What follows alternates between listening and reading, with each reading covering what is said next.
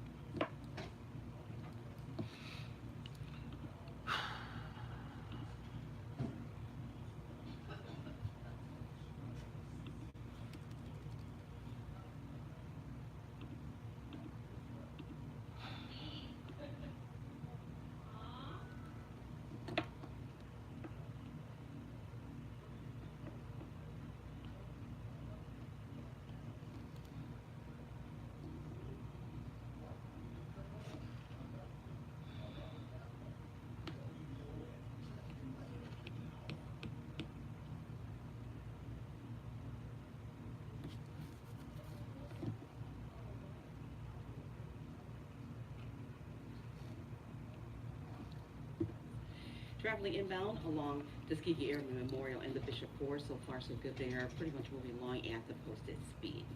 On the Stevenson, give yourself 40 minutes from I-355 to the drive outbound just fine. The inbound side of the Eisenhower, 35 minutes from Thorndale to the James Bond interchange. Outbound, there are no problems there.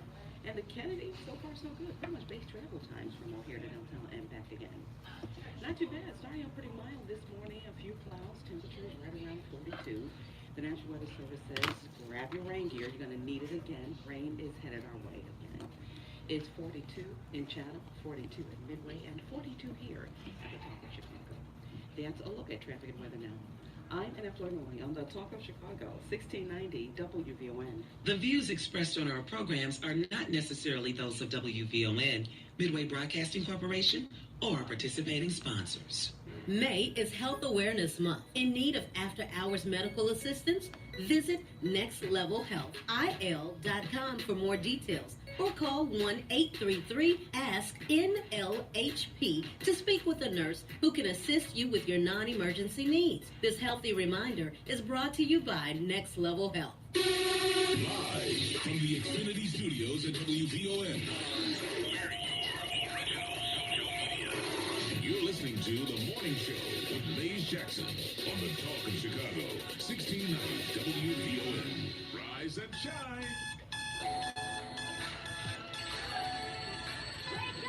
Wake up! Wake up! Wake up! Rise and shine with the WVON Morning Show. Wake up, wake up, wake up! Featuring Maze Jackson. Do you understand the words that are coming out of my mouth? The WVON Morning.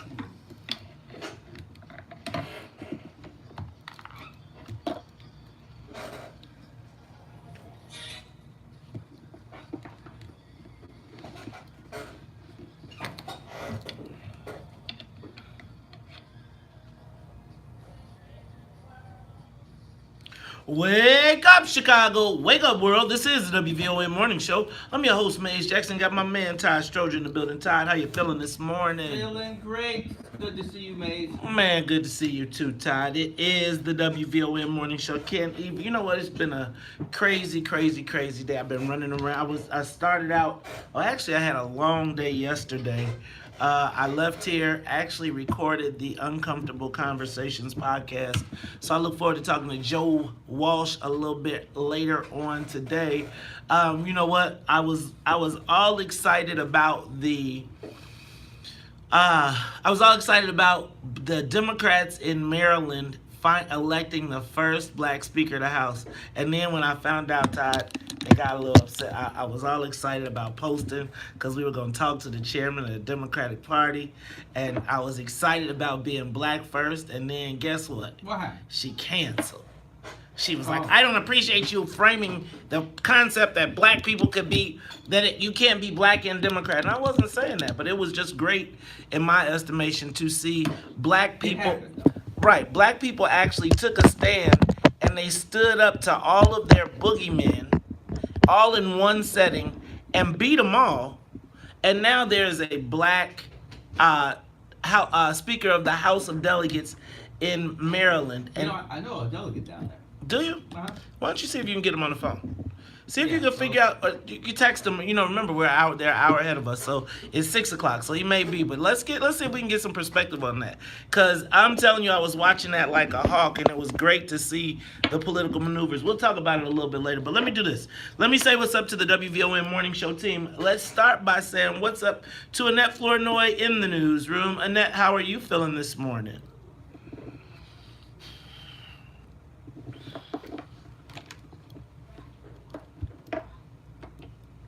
Did y'all see my baby on the she was on every news channel yesterday, letting Chicago and Cook County residents know that in this time of excessive rain, even though we have the deep tunnel, even though they've finished quite a few of these major infrastructure projects, we still all have to do our part. And so yesterday, as they were announcing flood control, President Steele was just asking us to stop using, don't take the extra shower just because you're home. Right, don't run the dishwasher. You know what I'm saying? Don't say, aha, I'm at home. Let me run all of my, let me run my washing machine. Let me take a nice long shower.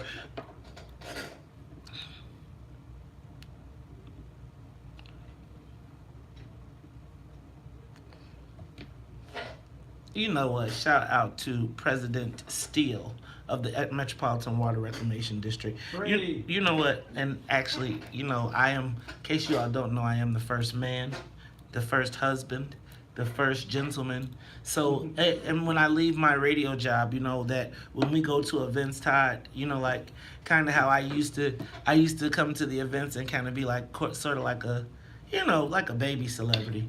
It's like I go to the events now, and it's like, right. Then it's like, now she's like, here. Hold my purse. Hold my purse. Can you take this picture? I'm like, sure, no problem. You know, I have nothing else to do but I am so proud of my lovely wife. Thank you, Annette, for that shout out. Now, I got to say what's up to, if we're going to get this thing up in the air, we got to say what's up to the morning show crew. What's up to the Wonder Twins, Sonia Escobar and Sonia Tompkins. Ladies, how are you feeling this morning? Feeling, oh, look at that. Nope. You know what? It's like I don't feel like I'm going to be electrocuted. It's bright outside? It sure is. Okay, what can I tell you? You know, it's like I leave the bat cave and come to another cave. And when I get here, it's pitch black. So hopefully when I drive out, besides seeing the giant rat, I will be able to see the bright sunshiny day. Is it a sunshiny day? Okay, all right. You got rats in 27? No, we don't. No, we have a rat. You said you saw a rat. Oh, it's the big union rat that sits on top of the truck outside. All right. No, you know what? We have great abatement programs. Shout out to our ward superintendent who makes sure that we are baited all the time and makes sure that our neighborhood stays spiffy clean. Shout out to my man. You know, your man too. Alderman Walter Burnett. All right, y'all. Let's get this plane, the SO plane, up to 50,000 feet. We are up in the air. Let's run through some of the headlines. Todd, it looks like it's finally going to happen. It's going to be the ultimate wish of all Democrats in the world. We have made the next step to the graduated income. That boat has sailed. It has sailed and come back. She tried to come back. They're like, don't do it. And they put it back out. They was like, no, don't even think about it. You know, she was like, well, I was thinking, nah, you just go back to the store with that. No, the graduated income tax in Illinois is rapidly moving forward. Did I believe it passed its first hurdle in the Senate? It passed its first hurdle in the Senate.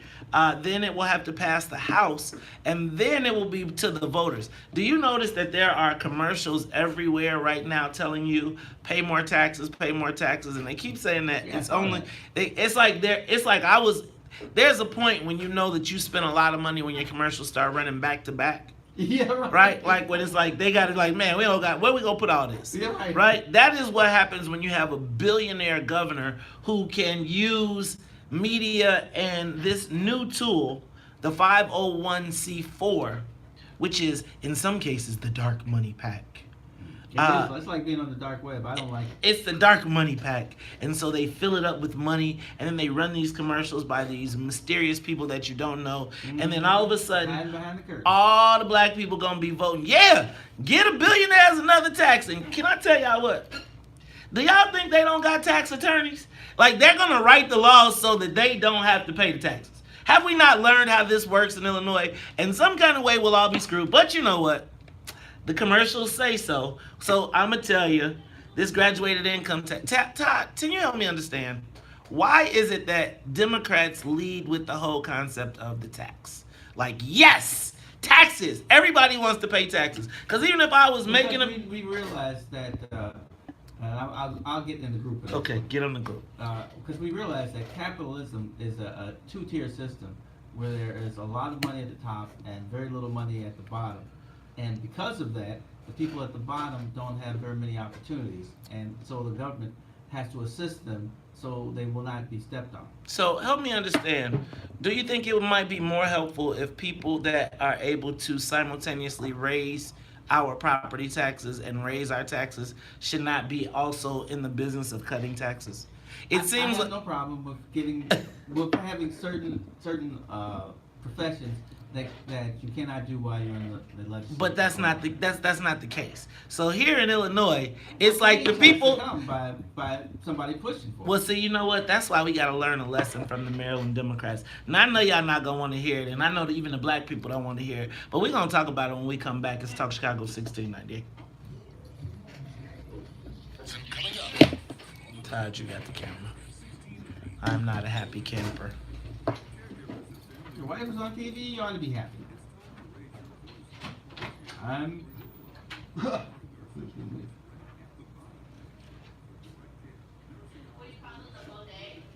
Yeah, that tax isn't going to affect me anytime soon. It doesn't look, so... Everything is about how the tax law is written, though.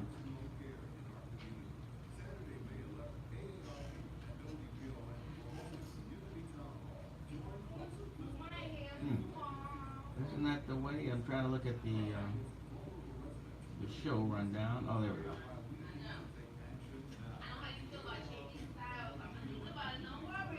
Wake up.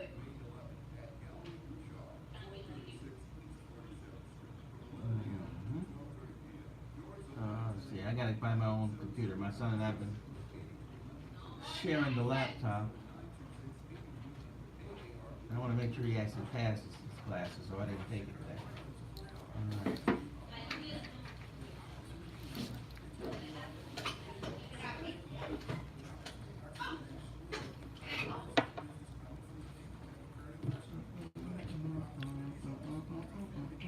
You did go to college for page yesterday. Yeah.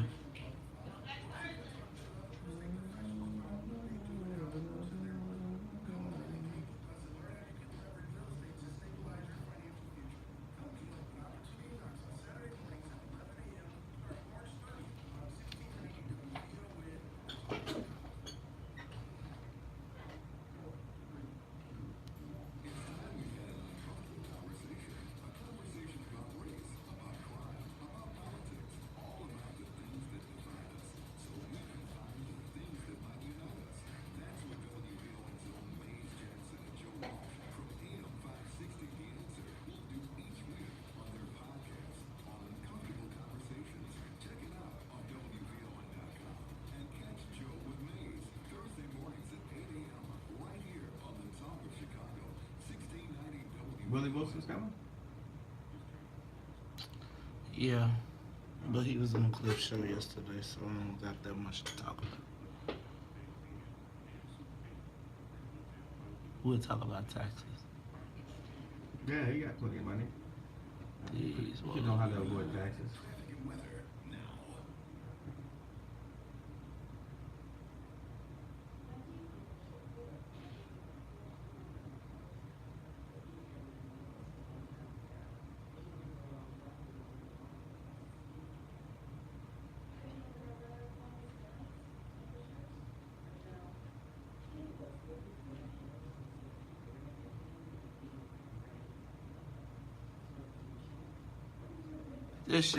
That was beautiful how they played it in Maryland. Beautiful, beautiful, beautiful. Man, I can't believe Rocky Moore went off when she saw my Facebook post yesterday. The concept of Who's Rocky Moore? Rocky Moore Cummings. She's the chairman of she's Elijah Cummings' wife, but she's also the chairman Oh, the party. of the party. And she's threatened to take everything away from the black Democrats if they.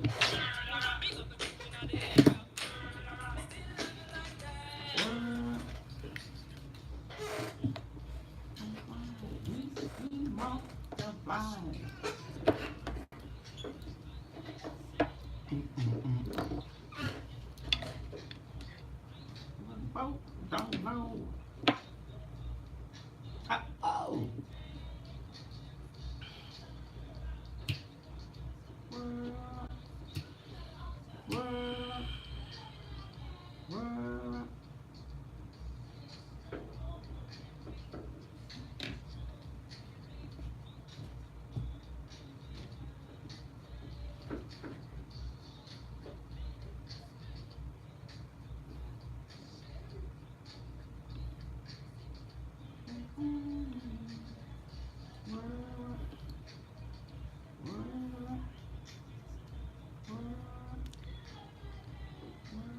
You are tuned in to the Talk Chicago 1690 AM. I'm your host, Maze Jackson. We got my man, Todd Stroger.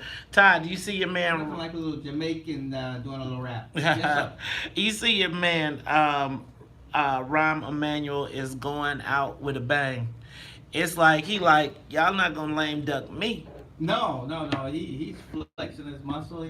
He's letting everybody know I'm still the controller of $33 billion around here. And he's trying to spend it all before he goes. Did you see that he just launched a pilot program for electric scooters?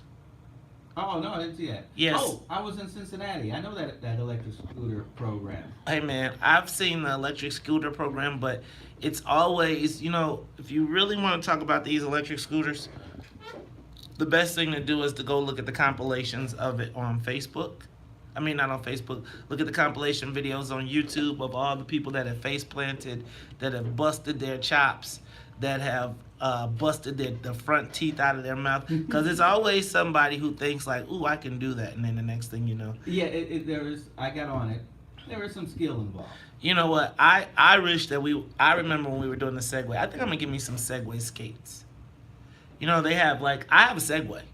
Right? Like the thing the cops roll around? Yeah, the Segway. Yeah, I got one of those, but... That takes skill, too. No, it really doesn't. I mean, you got to practice that. No, you can't don't. Jump out there. Yes, you can. You can just get on that sucker, and if you just stop thinking too much and just get on it, it does all the work for yourself. The problem is people get on and try and balance it instead of recognizing That's my that point. it's self-balancing. Figure out where the point is where you're not... doing something that will land you on your face. Well, I would tell you, I expect to see. I think I'm going to be taking my camera out with me regularly. Wait a minute, though. Segway skates? What does that mean? They have skates that you put on your feet, and then when you put them on your feet, move back and forth, and the skates will go. Yep. Oh. Yep. It's pretty cool. And actually, you just put them on, and they go zzz, and you just guide them. They balance you. How do you stop? What? Huh? You have to use your mind control. It's like the whole thing with the Segway when you lean and you lean forward, and the more you lean forward, all that good stuff. So Rahm Emanuel, he is determined to make us, I always feel like I took a little bit of pride in Chicago going just a little less fatty. That seems fatty to me. Oh. I think there's going to be, I know that there's this personal transportation, short distance transportation move that is going on, and as they continue to make these transportation districts, I have no doubt we will see more of them. But I really think that if you think about how the bikes have played out, the bike lanes, if you don't prepare people and train people how to operate in this new world where people are roller skating automatically on the streets, where they are having where do you ride the scooter, in the street or on the sidewalk? And what happens when you don't know how to slow down good enough and you start hitting people? I just think that there's not enough training as we launch these things. But hey, what the hell do I know? Todd, also, I want to know what's going on with the Chicago Heights School Board. Can we spend some time? Can we figure out what's going on with that? Maybe we can find out. I'm always suspect when there's a white lawyer and black. There's like the people in charge are black, but the lawyer's making all the rules. So I want to make sure that we check out what's going on in Chicago Heights. Cool. You know, we got to start keeping an eye on what is going on in the Southland. So many black people in the Amen. Southland reach out and say, Maze, you know, we love what you're doing, but you are forgetting about us. And so, you know. And Chicago Heights isn't what I think it is. No. What? I mean, the population has changed. Oh, I heard. yeah, the population is very, I think they have a Latino mayor. They do. And that Latino, you know, he also is an accountant. Gotta watch that. Gotta watch out that he do municipal books. But you know, let me stop.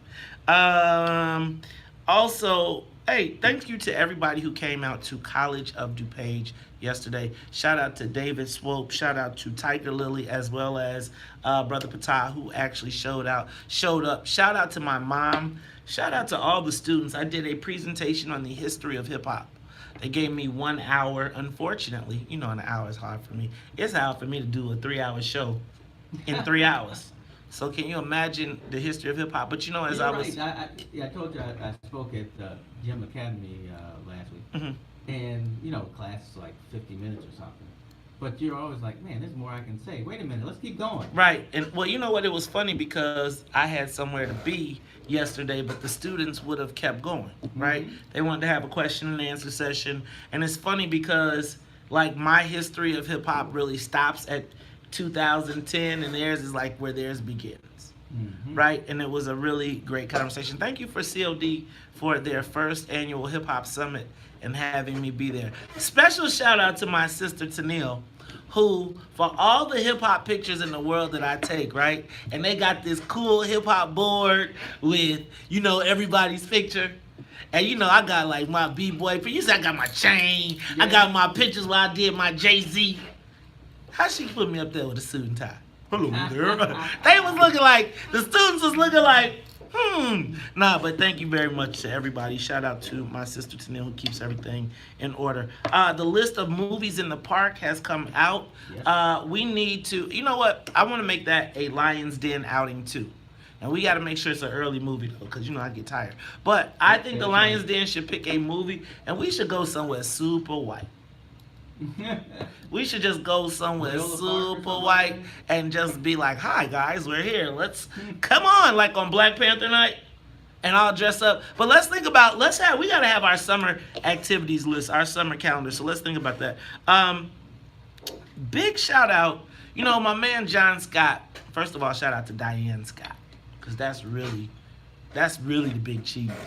But John Scott, her husband, who is also, you know, on the low key, he like one of them Chicago, you know, them Chicago dudes that show up and just fix stuff, right? Well, shout out to John Scott, sent me an email or a text message. We were talking about last week when we were talking about what was happening with our black children. He was first of all saying that this year CPS is going to bring 10,000 students to Great America. They're going to shut down Great America, and they're going to bring 10,000 of our juniors and seniors up there.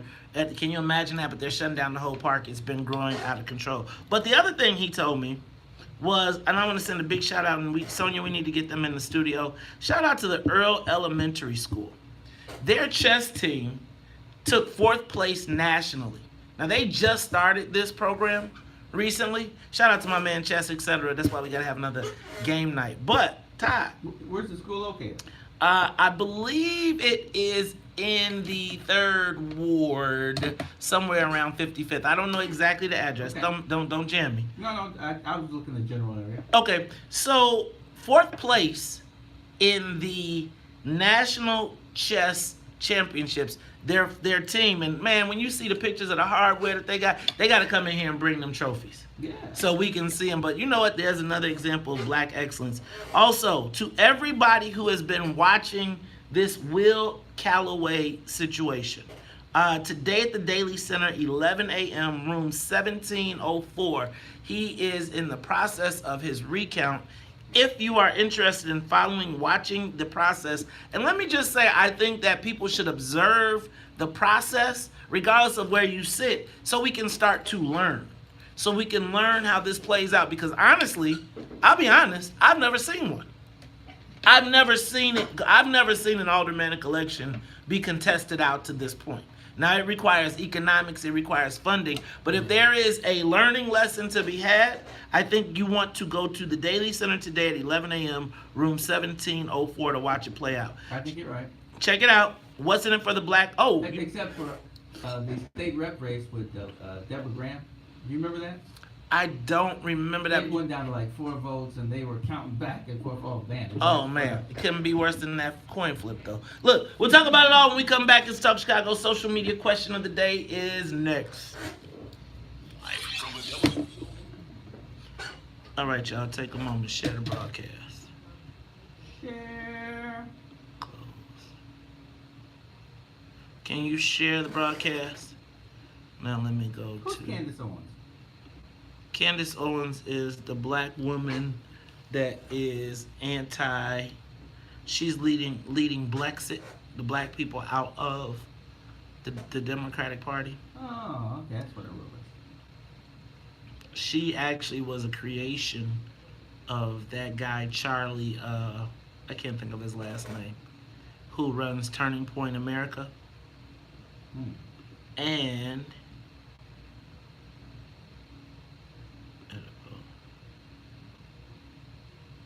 Yeah, she's pleasing to the eye. I see her. whoa, what did you say, Todd? I said she's pleasing to the eye. She's a little, You know, I'm sure that was one of the reasons. She must be, of course, smart. I'm just reading some comments about it. Mostly. Like, she needs to know her history a little bit. I think that basically they found a great person who could communicate, was great person. She had a look, and they could use her to beat the hell out of the Democratic Party. Right. And really point to all the issues that black people are disgusted with, but they can't say. They have now since fallen out, apparently. The people who put her on initially, they now have a black. If you go to my Facebook page, when I went to that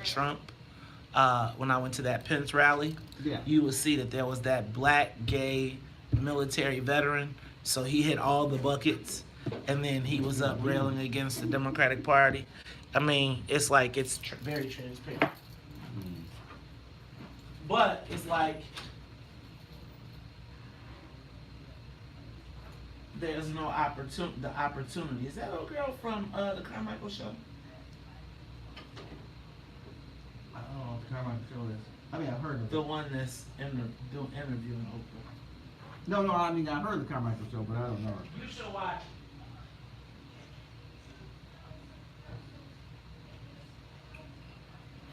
Oh, that's right. Was that Robin Givens? I've seen her. Wait, was that is that Robin Givens?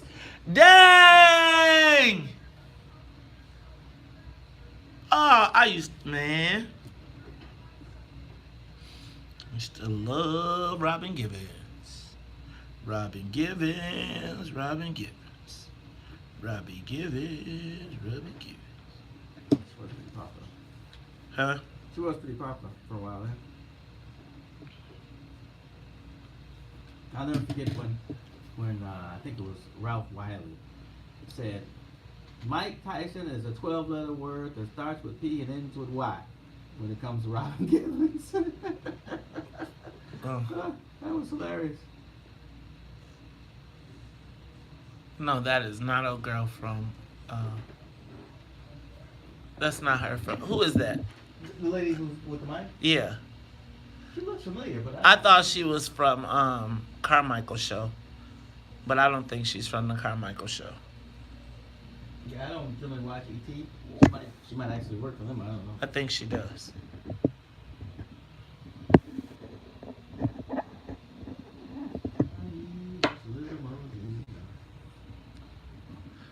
Man, I'm gonna tell you, I was out at COD yesterday. It was a nice, very nice campus. What's up, y'all? Take a moment to share the broadcast. Man, did I miss some birthdays and anniversaries? Some of y'all can't see. What up, Bueller? I made that Kanye made that chick famous. He made that chick famous. You think he says that? Oh, that was a commercial.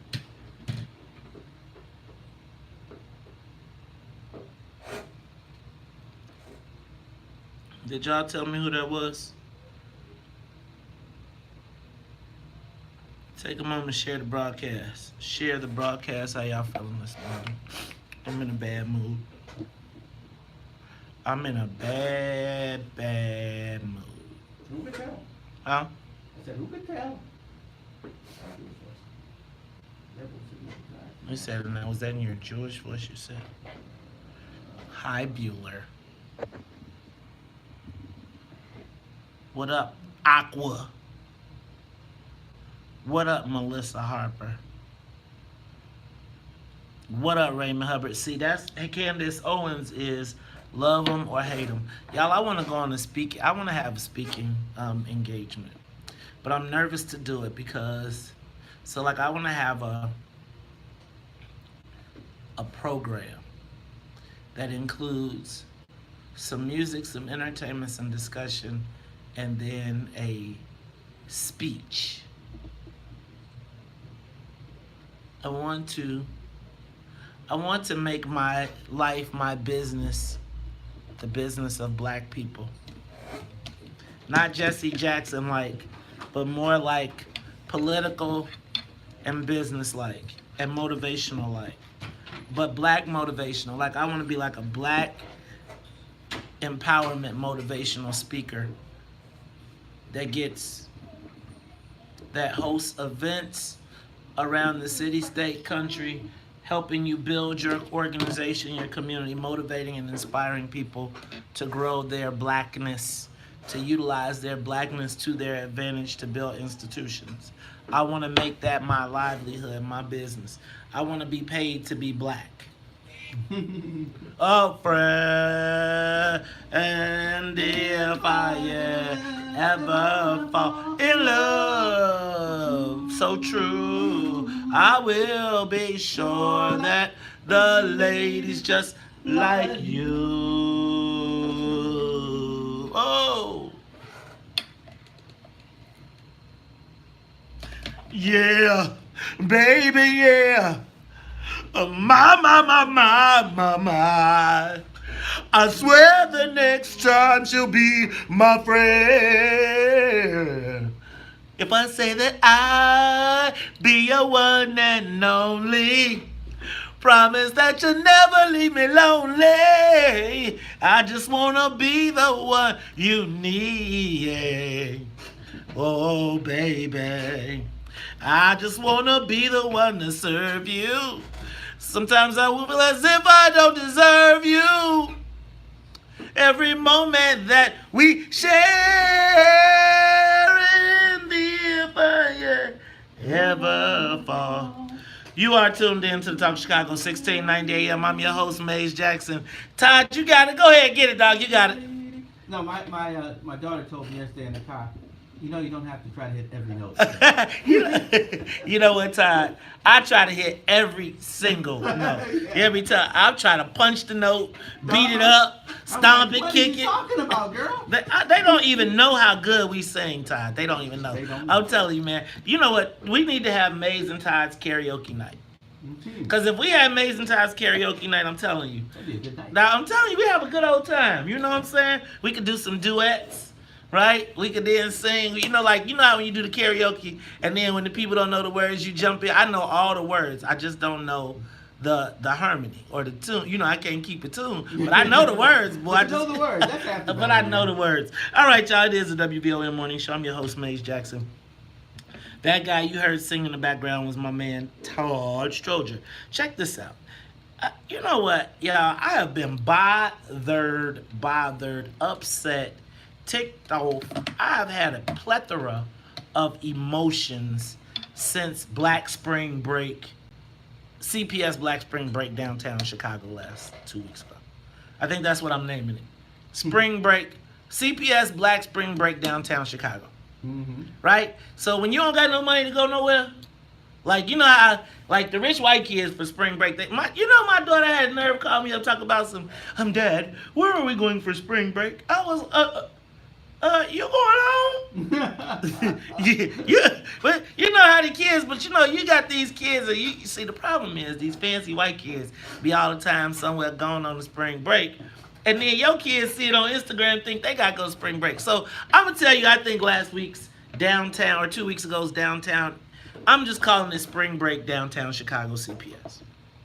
I like it. But the response by the black community was very bothersome to me in some cases. The dichotomy of the responses. There was, I don't think that anybody said that what they did was the ideal situation, right? But then I also think that there were some of us that went and used classism and a whole bunch of other stuff that internet said, them kids. Yes. Them kids over there. And they said, they talked about their parents, their home training, their everything. And so you got this big old chorus of black people trying to say, man, and I think Chris Rock did it the best. Chris Rock, when he said, you know, I love black people, but I sure hate Mm-hmm. I remember that. And One of my favorite lines. it's one of my favorite lines, and it is actually kind of true. But Kinda. but the problem is that once we leave our universe, the black universe, the segregated space, Yeah. most white folks can't tell the difference. And so what winds up happening is, as we calling them all of these names and pushing all of this, saying all of these things, right? It's like the white folks are saying the same thing. And so when they pull out the gun, they was like, well, you know, then if you go to my Facebook profile, you see what happens, right? They get a black kid, they treat him like an animal for real, they strap antlers to his head, they say, hang your tongue out your mouth so we can take a picture so you can look like a dead animal, and then eventually he winds up a dead animal. Mm-hmm. Or you see somebody like it was easy for people to shoot Laquan, it was easy for Jason Van Dyke to shoot Laquan McDonald because he knew that he could be easily dismissed. He could easily be discarded. You could say black, drugs, show a picture of dreadlocks and a white t-shirt, and guess what? Done. Mm-hmm. The story, until the video came out, we was like, that kid was on drugs, he got what he deserved. But that still is our child. And it was only after you saw him shot 16 times did we start to really feel the compassion for him. Because I'm saying he was just another day. So the social media question of the day, and Before you say the question, I saw Star Trek yesterday, the old Star Trek. Okay. That's me. And it was about there was a world planet where people were living up in the sky, and then there were the troglodytes, which really means cave dweller. That's what Spock told us. Living on the planet's surface, and they were doing all the mining and all the hard work. And the people on the top thought of them as just animals, and they couldn't see them being able to learn or anything. It was, it was the 60s, so it was really a reflection of how the majority society were looking at black people. And the TV show was interesting when you look at it and in retrospect, how society was going in that year.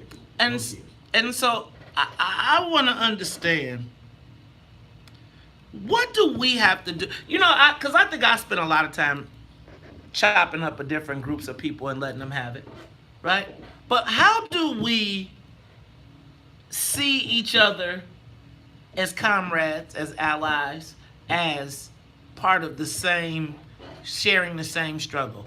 How do we rebuild our sense of community? So the social media question of the day, and I need y'all to call in, and I hope you see the theme of all of these questions that we're going, because I'm trying to figure out, how do we pull us back together? Like, we've been divided for so long, and I'm gonna tell you, I've been a part of the division because I've been mad at a lot of people. And not mad, but mad at the outcomes. But give us a call, 312-374-8130, to answer the social media question of the day.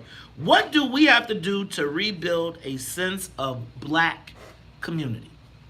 What do we have to do to rebuild a sense of black community? Todd, any thoughts? Any thoughts? Oh, shoot. My answer for most of the questions about black people are the same.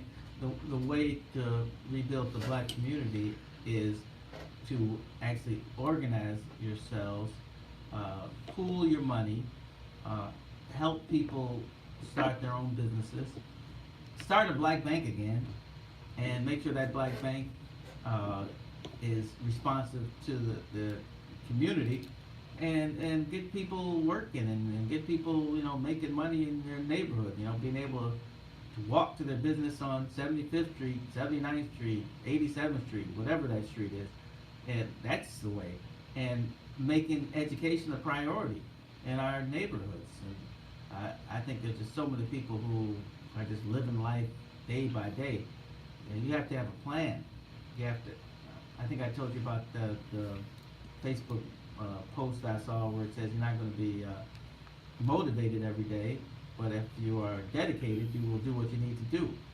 We need to do what we need to do, and we're only going to do that and be successful if we do it together. And Todd, I agree. So because right now, let me just say this right now. Politically, we are fragmented. Socially, we are fragmented. I'm going to just tell you, I was so disheartened by the black response to black young people who are teenagers that it really punched me in the gut. And I want to know, what do we have to do to rebuild a sense of black community? Not what we got to do, who we got to call out, who we got to call Uncle Tom's, what do we have to do to pull it together? To recognize that no matter how mad you are at that person across the aisle, no matter what they did during Harold Washington's era, right now we have a situation. 312-374-8130. What do we have to do to rebuild a sense of black community? It's Talk Chicago. We'll be back after traffic and the weather. Go ahead, Todd. What you got? I think before you can get to a black bank, you have to be able to look at a black person and not say that nigga. No, I totally agree with you. I mean, Companies added 200. I will say in my Facebook, and I don't know if it's the same people or what's going on, there's not as much of that kind of back and forth and, somebody's a coon and all that kind of foolishness. I think you get it more here. No, I do. I think that, first of all, I haven't seen him. Where's Brian Mullins? Brian's probably Tending to a son? tending to a son. Okay, I was going to say, that's where most of the coons I see flying come from. That's probably true. Without Brian, there's not as much back and forth. But, I think part of our problem is, as people try to live in this new age, the world's changing all the time, and trying to keep up with the Joneses, people feel like they are not able to be a part of anything. They're just trying to make it by. But, I read a book, Rich Dad, Poor Dad. Oh, I love that book. Yeah, it's a good book. And he was raised by a good father, had a good life, but he saw his neighbor's father, and his neighbor's father, I guess, was kind of chatty. And what he gave him, the advice, was that he made his money work for him. He didn't just work for his money.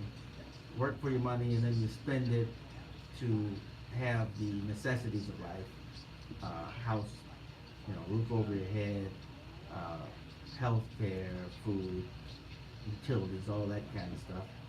take a vacation, 2 to 3 weeks in a year. But rich dad, and his father was poor dad, but he did all that stuff. But rich dad used his money to make more money. And that's what I think most of us, we don't see that. We want to spend our money. We want to spend it now, when it's a longer road. And I tell people all the time, like when I run into young athletes, I tell them, man, don't forget there's going to be a 65-year-old Bob Johnson, and you need to take care of 65-year-old Bob Johnson now. 22-year-old Bob Johnson can take care of himself, and he won't have as many needs. So you need to use your money to make sure that there is more down the line. And we don't do that. We always feel so helpless. We have a lot of assets, but we feel helpless, and that we can't use our assets to make more. That's the perfect example of how we are politically too. It seems like it's the same thing. It's like we spend $1 trillion a year, right? But we can't get nothing up. We can't get nothing up. Like, think about this. Yeah, I can't wait to talk about this Maryland thing. I really cannot. Because they played it so dope. They was like, so the black dude who wasn't in the race got back in the race, got votes. And then was like, and I'm going to take the Republican vote, so I'm going to win. Now what y'all going to do? So they was like, well, before we give it to you, we'll give it to the black woman, and the white woman who was against her wound up nominating. She won. It was beautiful. Beautiful. So the Democrats supported the black person in the end. Yes, because the Republicans forced it, right? So basically it was two candidates. It was a black woman versus a white woman. The black dude gets back in the race and says, if y'all gonna denigrate her for taking Republican votes, I'm gonna get back in the race. He had 42 votes in the House, and then add the Republican votes, and then he had 48 in the. He didn't win the Democratic caucus, but he got 40 something out of the caucus, and then had the Republicans pledged him 42. So they was like, if you don't, I'm gonna beat them up if you don't. And so the white woman conceded, and they gave it to the black woman who originally, and the brother conceded and stepped out of the race after he had the commitment of the party. It was beautiful. I have a flush going through me. Huh? I have a flush going over my body. Yeah.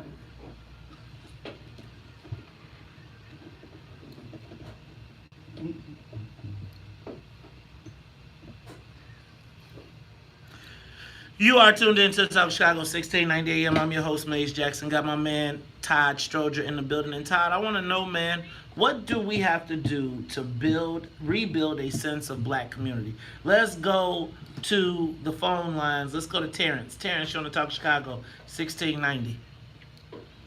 Good morning, fellas. How you guys? Good morning. All right. Hey, listen. I think first thing we need to do is we need to gather up all black entrepreneurs in the community and actually ask them what is the game plan of regaining the black dollar in the community. Because right now, I live in the West Inglewood area, and there's a Mexican restaurant that just popped up in the middle of a black community. And we need to regain what other people are selling to us in our community, and if we don't have a plan to do that, I don't know what we can do. I don't know what we can do. And also, in West Inglewood, a lot of Mexicans are going and moving over there, man. I mean, I see a takeover of the Mexicans in the West Inglewood community. Can I tell you what, Terrence? Right here at WVON, we just had a conversation. We have WRLL right around the corner. And one of the program director here said, hey, man, come talk to this radio host. And I can't think of his name. Jose? Mm-hmm. So Jose was like, man, when the foreclosure crisis hit Little Village, a lot of the Latinos that were in Little Village started moving to West Inglewood because they said the housing was cheap. They were big, tremendous houses that they could pay cash for, refix them up, do everything that they needed to, and then have a great new start and own everything. Yes. That is happening. And I'm going to tell you, don't be a fool that when you saw Whole Foods come, you already knew what time it was. It was like that Whole Foods wasn't for you.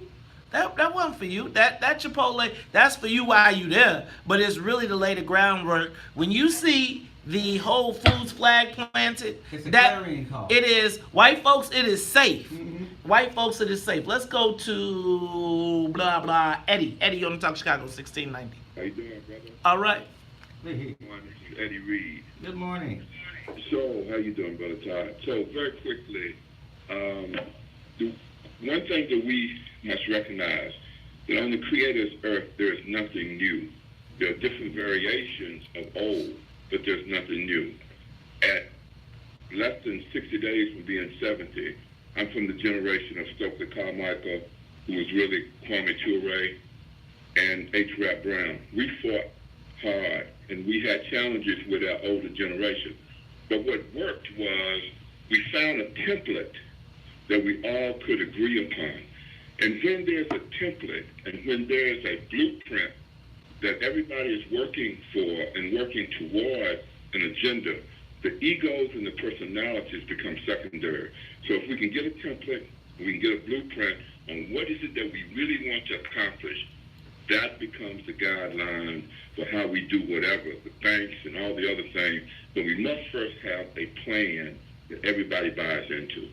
All right. That is Brother Eddie Reed. Let's go to Mama D. Mama D on Talk Chicago.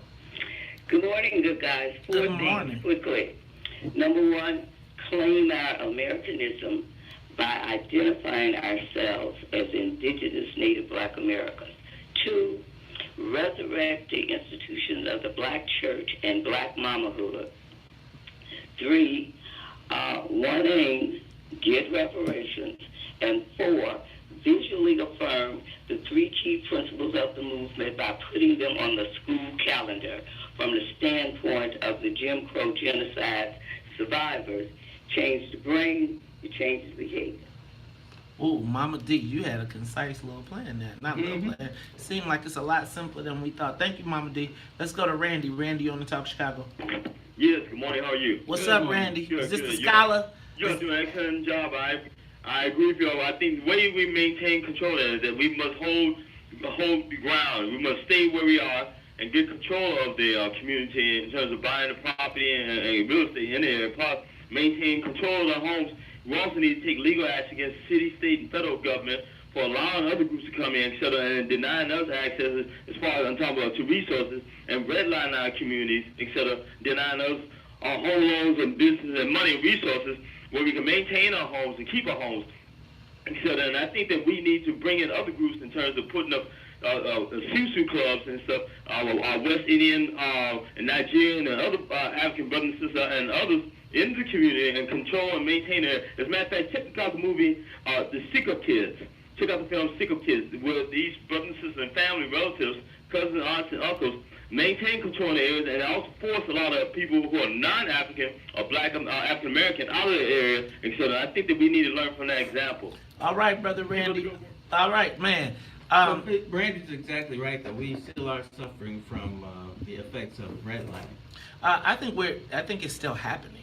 I think it's just happening, and you don't have to draw a red line now. It's called a green line, right? $1 million plus home.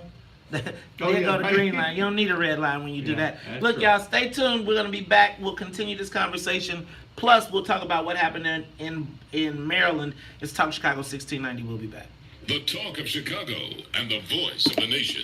1690 WVON, Berwyn, Chicago. Gotta do this movie drop.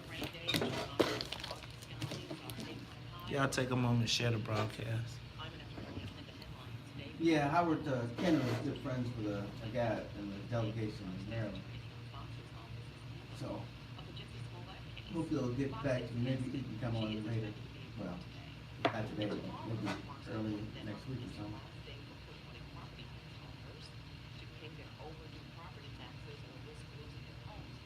He's been a delegate for a mighty long time, too. Who? Thomas. That's Thomas' last name. No witness. Downriver warning. He's probably been there 20 years. Chairman Jerry Y'all take a moment, share the broadcast. to order in 1 hour, but Share the broadcast. Share the broadcast.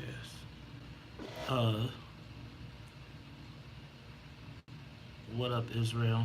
What up, Shanika Finley? What up, Raymond Hubbard? What up, Terry Winston? What up, Denise Kaiser? What up, Darlene Kennard? What up, Thomas Branch. James Shotwell? What up, Deborah? What up, Jonathan Boston? Have you all gotten your? Are you all prepared?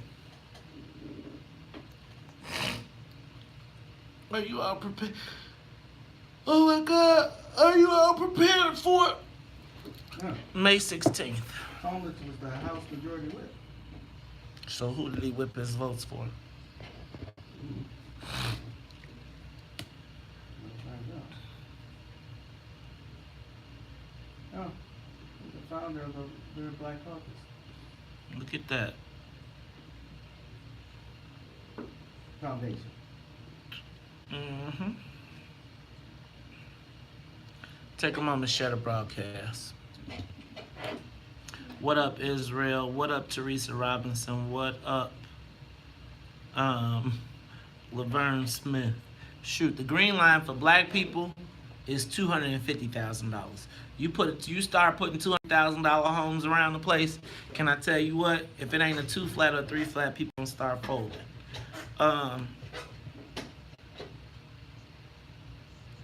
Take a moment, share the broadcast. What up, Raymond Hubbard?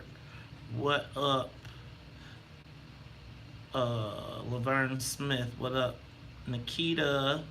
Have y'all shared the broadcast? Are y'all sharing the broadcast in groups?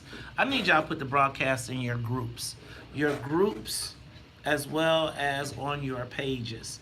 We need to share this message.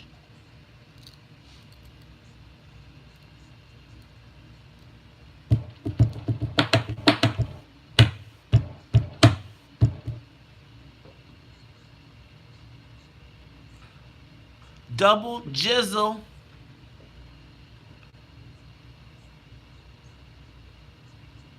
What up, Denise Russell? What up, Guy?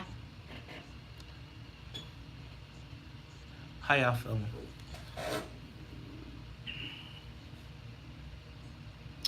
I think I'm gonna do a TV show.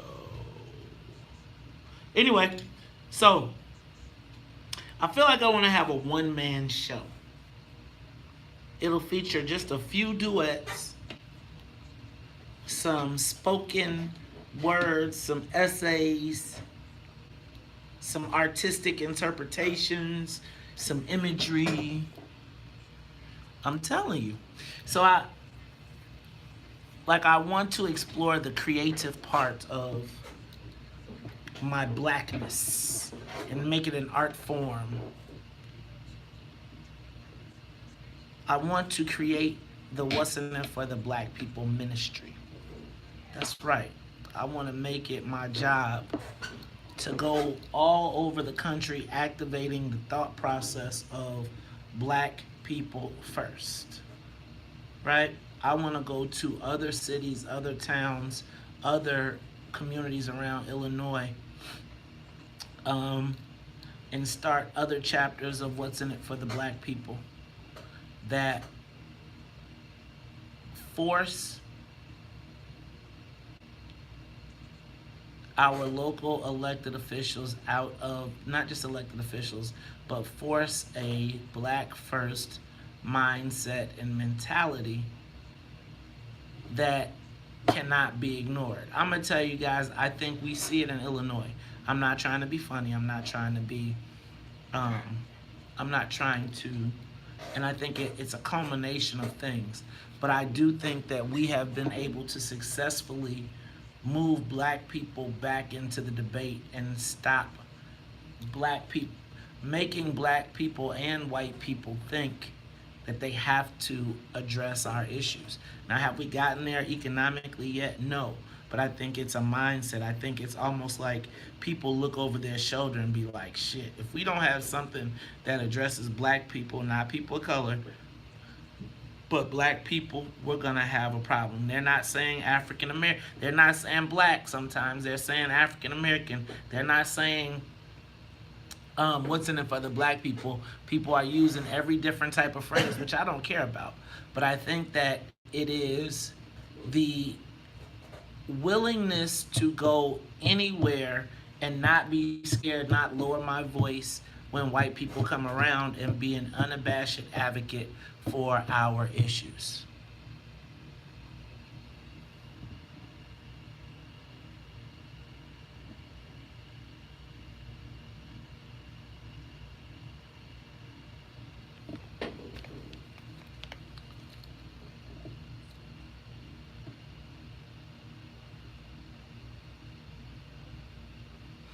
What up? How y'all feeling? So that's essentially what my goal is to do, and I think I made up my mind. I think I've made up my mind. But I feel like if I don't believe it, then nobody else will believe it. I think that we have reached a critical mass. I think that we have a true message. And I think that there has to be a mentality first, right? I believe that we've got to have a black first mentality, and I think right now still black people whisper when they say black people around white people. They say, man, I was at the party, and then the white people, or they say the black people, and you know, they look around and they, like, I want people to stop. I really want to make it my mission to reinvigorate black pride in black people.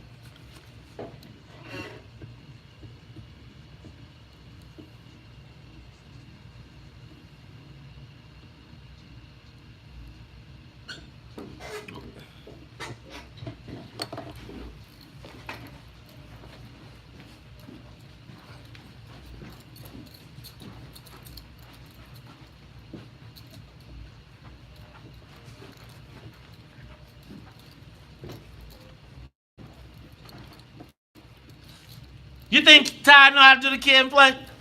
But this is. Oh, the kid and play.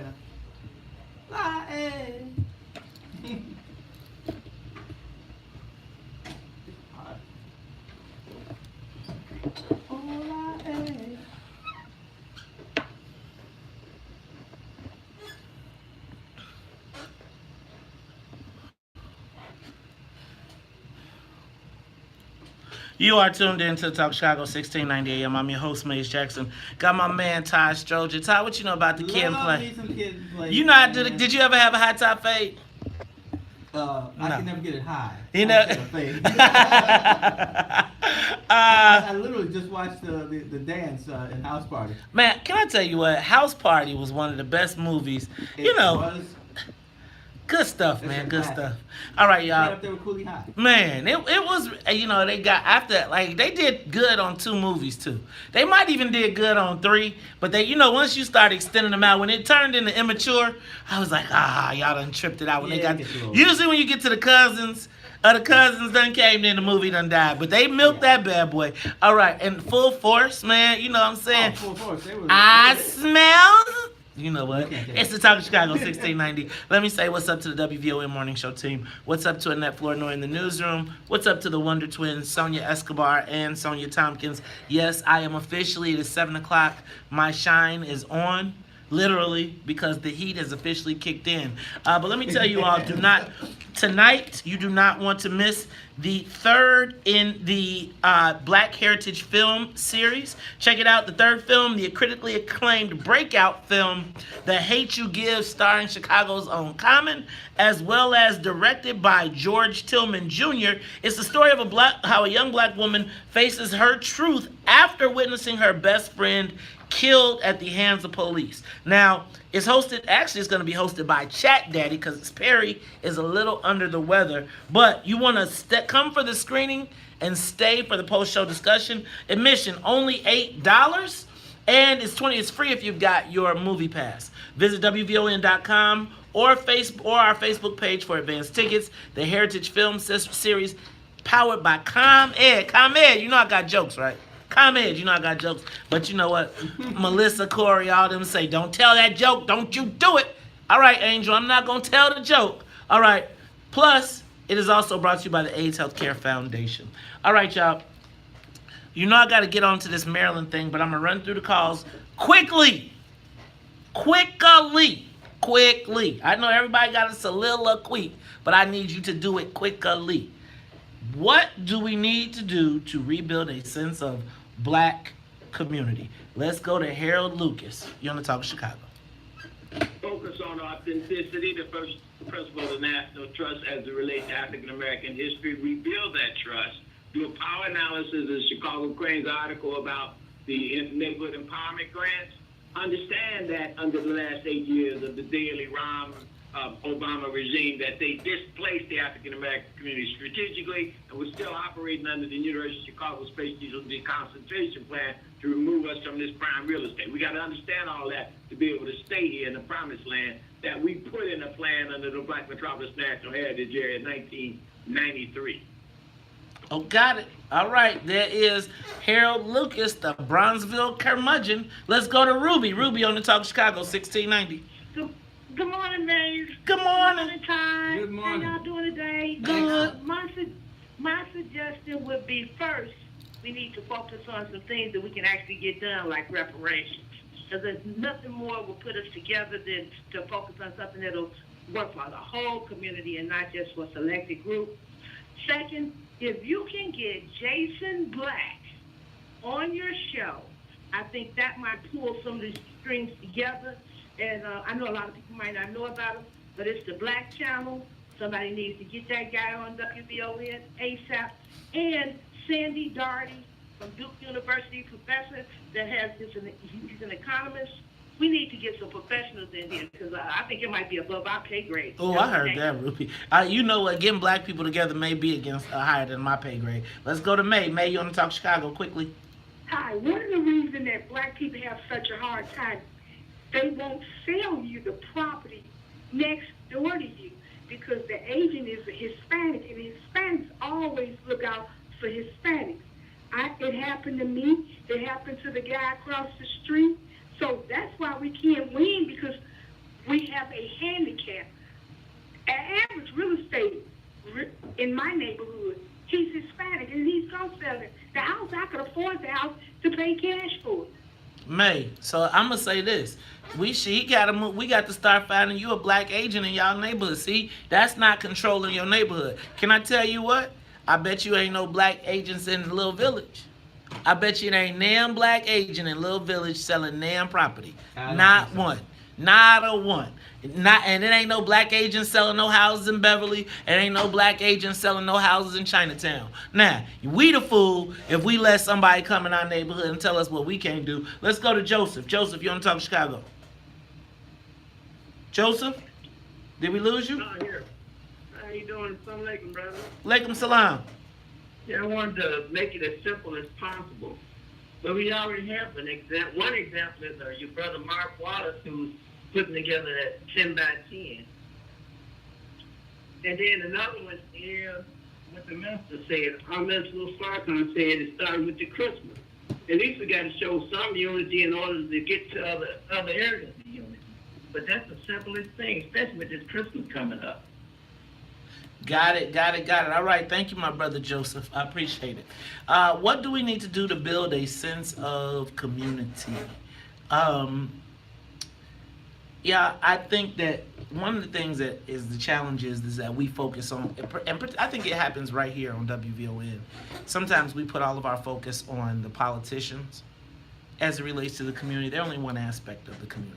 And I think if they were integrated into the community, then we might have a different scenario. I agree. But everything is not about politicians and ministers. Right. It's like the politicians if you are waiting on the alderman to come pick up the diaper on your block that somebody else threw out, and you gonna complain about that and walk past it and complain every day and won't just pick it up and put it in the garbage can, then there becomes your issue. And so you can't rely on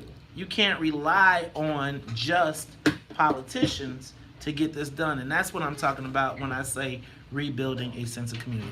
All right, y'all, we're going to move on because you know what? You've heard me talk about this whole thing of black versus black Democrats. Do blacks put black or Democrat first? Well, we saw a full-blown, full-out example of this in Maryland this week. As a matter of fact, it all played out yesterday. Do y'all remember maybe a couple weeks ago when I asked the social media question of the day, should the Black Democrats caucus with the Republicans to elect a Black Democrat as Speaker of the House? That seemed like a no-brainer to me. It seemed like the simplest question to answer, period. Right? Could you, if the black people teamed up with the Republicans, the black person could be the most powerful person in the state, and the Democrats are saying no, don't do it. It only makes sense that we didn't. So let me break this down. But this is just like just like when Cecil Partee became the well, it's not just like because they got who they wanted, but it's very similar to when Cecil Partee became the president of the Senate. The black people forced it because they wouldn't vote for the white guy that the white people wanted. And so this is exactly what happened. So for those of you that don't know what I'm talking about, in Maryland, in the state of Maryland yesterday, there was a vote and they elected a black Speaker of the House. Now, to elect a black Speaker of the House, there was a split amongst the Black Caucus said that they would vote for a black candidate, right? Right. But the Maryland Democratic Black Caucus in the House of Delegates said that they were going to put all of their support behind one candidate and combine with the Republicans to elect a Democrat the first Speaker of the House. The black head of the Democratic Party threatened the Black Caucus and said that if you all team up with the Republicans to elect a black Democrat as the Speaker of the House, I will punish you. I will cut you off. I will take you away from any access to information. I will whoop you if you do not stay and you do not vote for, dig this, the white woman lesbian union candidate. So my friend Thomas Branch, yes, who was the majority whip, yes, gave a response having to tell the party chairman how the House actually works and that she's not actually a part of it. And that she did, but so let me break this down. So you have Maya Rockeymoore Cummings, who is actually the wife of Congressman Elijah Cummings, who is also the chairman of the party, which is political, telling the House legislature, the members of the House, that they better stay in line, in Democratic line, against their own self-interests. Because imagine if you got to go to work today every day and your girl is getting ready to be the president. And the black people call you and say, you can't vote for the sister for president of your work. So we want you to be underneath Avoid a wreck. I'm sorry. No, you keep going. Huh?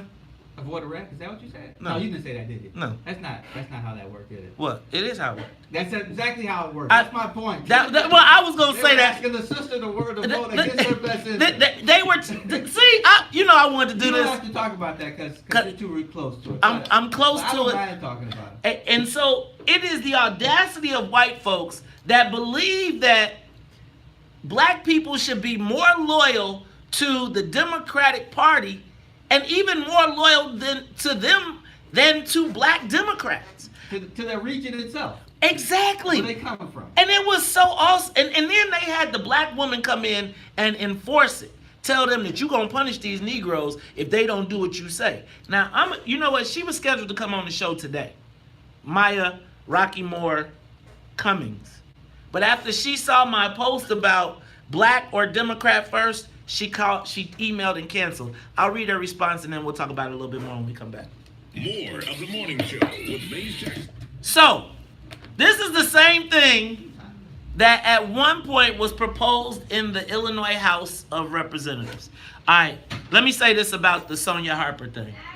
Because I see this thing going on, and it's like, I want to make sure that we're doing a couple things. First of all, until we're clear, so I don't just get on a bus and go lobby and go and get behind a group of people and say, we're with this person, right? So I would have to be clear because I'm seeing this thing going on and that really caught me off guard.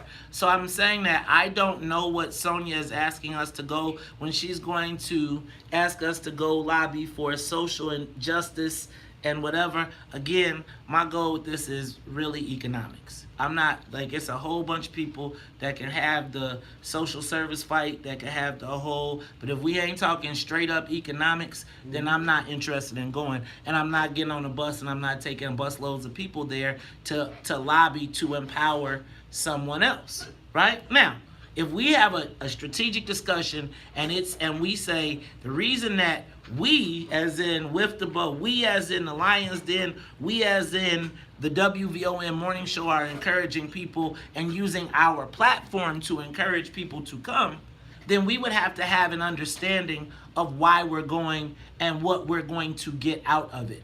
I don't believe in being cannon fodder for other organizations to profit. So when I get on a bus and when they put a bus load of people, I know ain't no real negotiations going on because you can't negotiate with a whole bus load of people. What I know then at that point is that I am part of some group's effort to force an issue. So what I want to know is what issue is Sonia Harper using these 2 bus loads of people that we are getting on to come down to Springfield. So before you use our platform to do so or to do such, I want to make sure that we are clear as to what we are going to talk about. I'm not just getting on a bus to go to Springfield. It's the same shit that white people do all the time. They give us a sandwich and a hamburger and they get some funding to pay for the buses and pay for us to come down for a day, take a day off work, and what is the economic return on that investment? Again, please recognize I used to lobby. So we would put these big bus loads and groups of people together to use them as a battering ram for one of our clients. I'm not suggesting that anybody here is doing that. What I am suggesting is before you use our platform to recruit people, make sure, because I believe that in this space, I have established a level of trust. And I try to make sure that we are making sure that we inform people. So, again, I'm not hating on anybody's actions. What I am saying is, I have done this for years and years and years and years and years and years. I'm not going to be, and I'm not going to feed my audience into the meat grinder. What? Please tell Sonia to give us and lay out specifically what we're lobbying for, what will we be going, and who is benefiting, right? Because I'm just telling you now, there's money on both sides, right? And I am not foolish enough to believe, are we fighting to be one of the delegate agencies that is going to distribute the funds, etc.? Again, that's what I gotta know. Like, I'm not gonna be cannon fodder.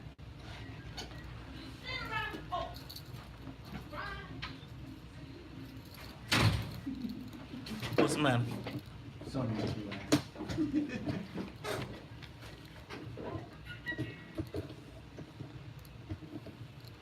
Everybody plays a fool.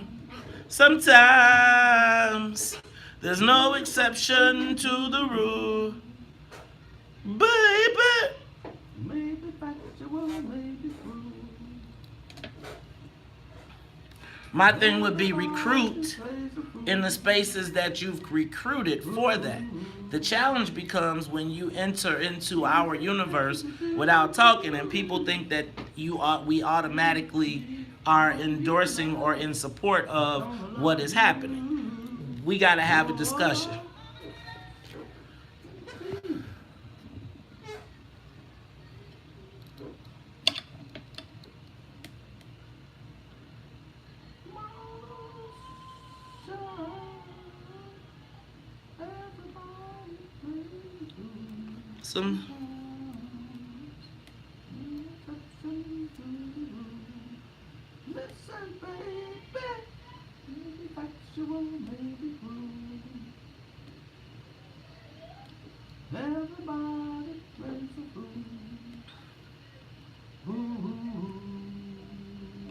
You are tuned in to the Talk Chicago 1690 AM. I'm your host, Maze Jackson. Got my man, Ty Stroger. And Ty, we are talking about what happens when black folks do black first. When black Democrats decide that they are going to vote black first. Guess what, Ty?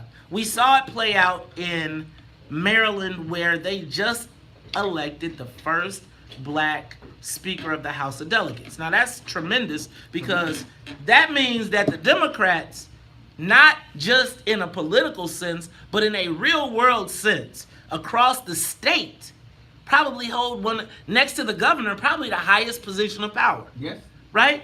And now here we have the chairman of the Democratic Party, who is black, trying to convince the black caucus not to support a black candidate for a gay, lesbian, white union candidate. Now, let me tell you what.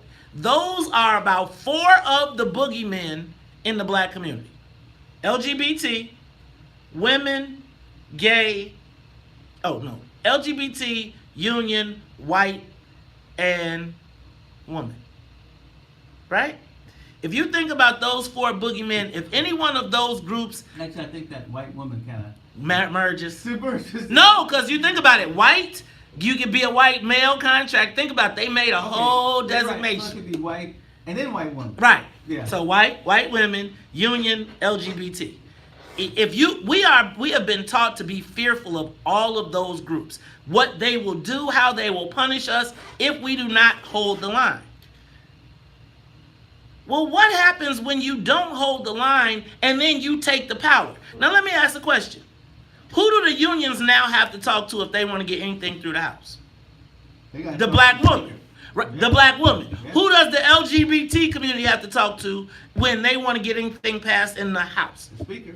When white women, white people want to get any legislation passed, who do they have to talk to? The Speaker. Who is a what? A black woman. And so explain a black woman and a Democrat who knew how to do what? Count.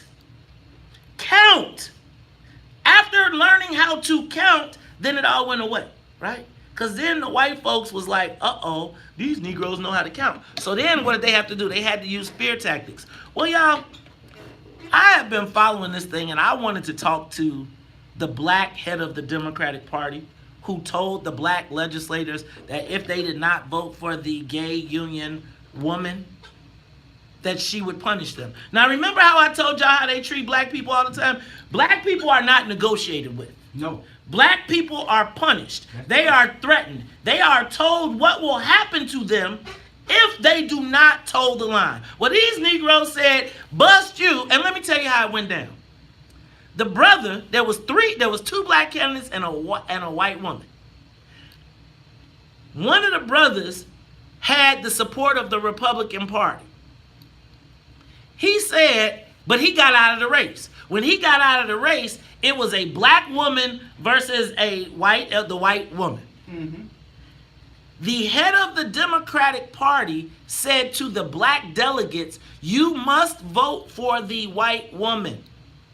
The black delegate said, is you crazy? She said, well, I'm going to tell you what. I'm going to whoop you Negroes if you don't. Let me tell you what I'm going to do. You better have.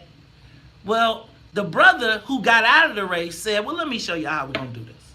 He got back in the race, collected the votes, said, okay, I got 48 of the black votes, of the Democratic votes. Now let me go call my Republican buddies up again, and then put the Republican votes back together with the Democratic votes. And said, now, if y'all not going to give it to the sister, and you going to threaten her, I'm going to take it, and y'all ain't threatening me. Well, guess what happened? Everybody stood down, and the sister became the Speaker of the House. And she won it unanimously. UNITY. Todd, look at you. Man, I'm older than you. I know Queen Latifah like she's my sister. She would have to be your sister. Because you know Queen Latifah. Yeah. Anyway, so That's what it is. That's what happens when you unify. Things get done. And let me tell you, I was super excited yesterday when I found out that we were going to have Maya Rockeymoore. But after I asked about Black First or Democrat First, this is what she wrote to me. We're going to have to tone you down on that Facebook page. Look, until after the interview. No, this is what she said. Hi, Sonia. I'm canceling Friday's show. Framing the debate as if you are either black people or for the Democratic Party is not fair or productive conversation. Neither is it productive to ask if you are a Democrat or a black person first. Obviously, you can be both at the same time. And I have been a staunch advocate for the black community and a Democrat for a very long time. Many best wishes. Sincerely, Maya. But see, that wasn't the situation. The situation was right here, right now. And right now, when you had the biggest chance in your life to advocate for black people, you chose the party. Black people chose black people first. And now guess what, y'all? They don't got to be scared. Now everybody got to come to them. But remember I told y'all the trick of the enemy is to make you put your weapon down and to not use your weapon. The biggest weapon, you got the biggest weapon. They say, oh, you don't want to do that. That's right. Don't use that. Meanwhile, they clubbing you, they stabbing you, shanking y'all in the back. It's Talk Chicago. We'll be back after traffic and the weather.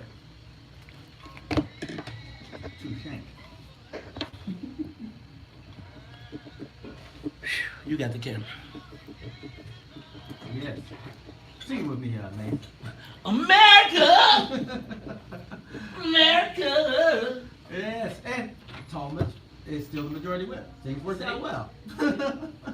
Yeah, I'm sending them some money as soon as I make a little. Man, that's that's how things have to be. We don't. I'm with Mays. We don't flex enough. We are powerless because we feel powerless. It's not always that we are. I mean, when you're behind the 8 ball, how far back can you get? You got to do something every once in a while. Yes, ma'am. Willie is joining you? Oh yeah. Oh, you know what? No, just how y'all do it? I'll just move over. Excellent. You? All right. Yeah. Good. Scott, All right.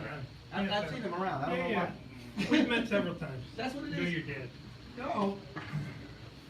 That means you've been around the block. Yeah. I ran hospitals. Michael Oh. Reese.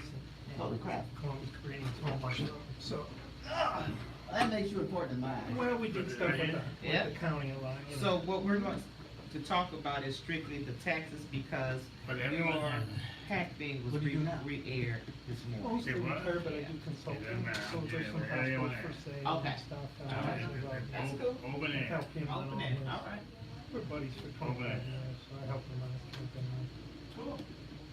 Okay, whichever one you feel comfortable. I'm trying to keep our hospital. And you too, okay? South Shore. You do? Oh, South Shore. Yeah. Yeah, that's a tough problem there. It is. It is. You've been running on fumes.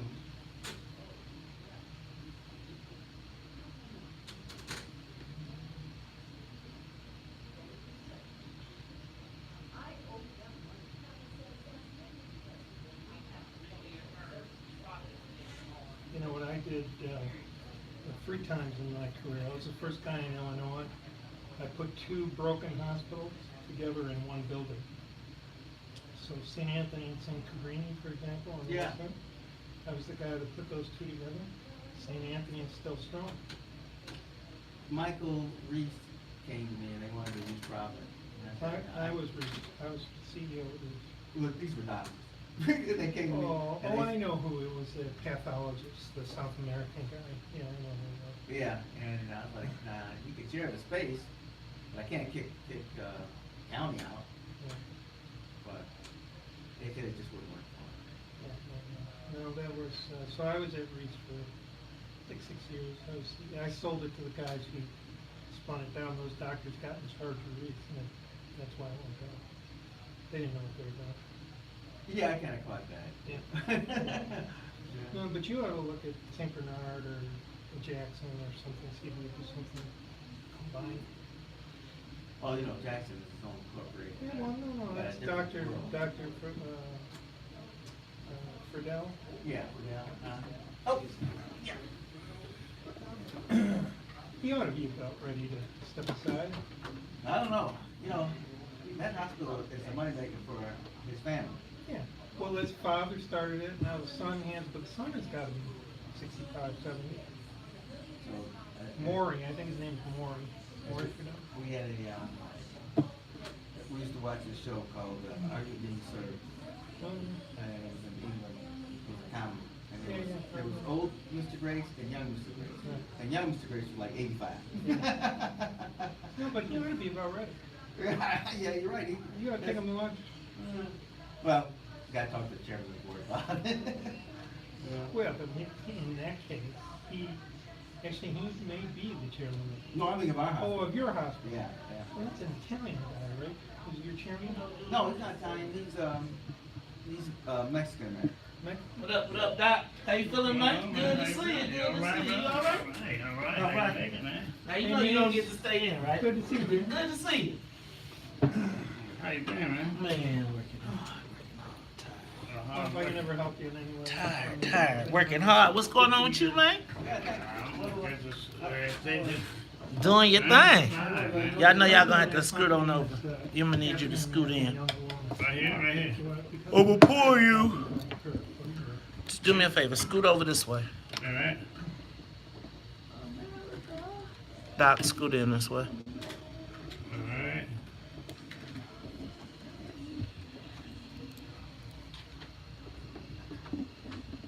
Todd, you gotta scoot in. Yeah. This way. All right. Actually, Sonia. Okay. What you doing? You. Oh, you gotta come out. You gotta come out. Say a little bit, Scott. Okay. All right. There you go. All right. I'll just do it this way. Yeah. All right, y'all. Get ready, y'all. We are about to talk to the Dr. Willie Wilson. Get ready. He is People's Champ. Ooh. Oh my goodness. Oh my goodness. Oh my goodness. How y'all doing this morning? How's everything? Take a moment. Share the broadcast. Share the broadcast. Share the broadcast. Did he bring $100 bill? Stop it. They said, did you bring $100 bills with you, Doc? A few weeks. Let's see, who else? What up, Carlton? I can't see on this. I gotta do it this way. Oh, Lord. Do we have regular TV on here? I need to see Channel 7. I don't know. Oh, yeah, last place. America.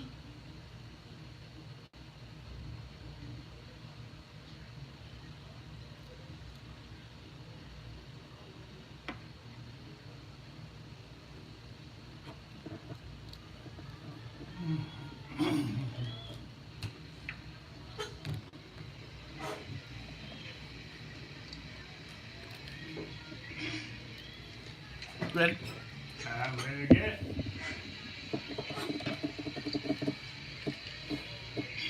Never lasting love.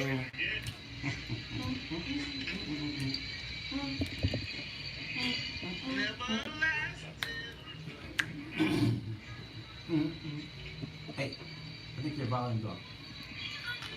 What? I think your volume's on. Didn't I hear you on the computer? Oh, my phone.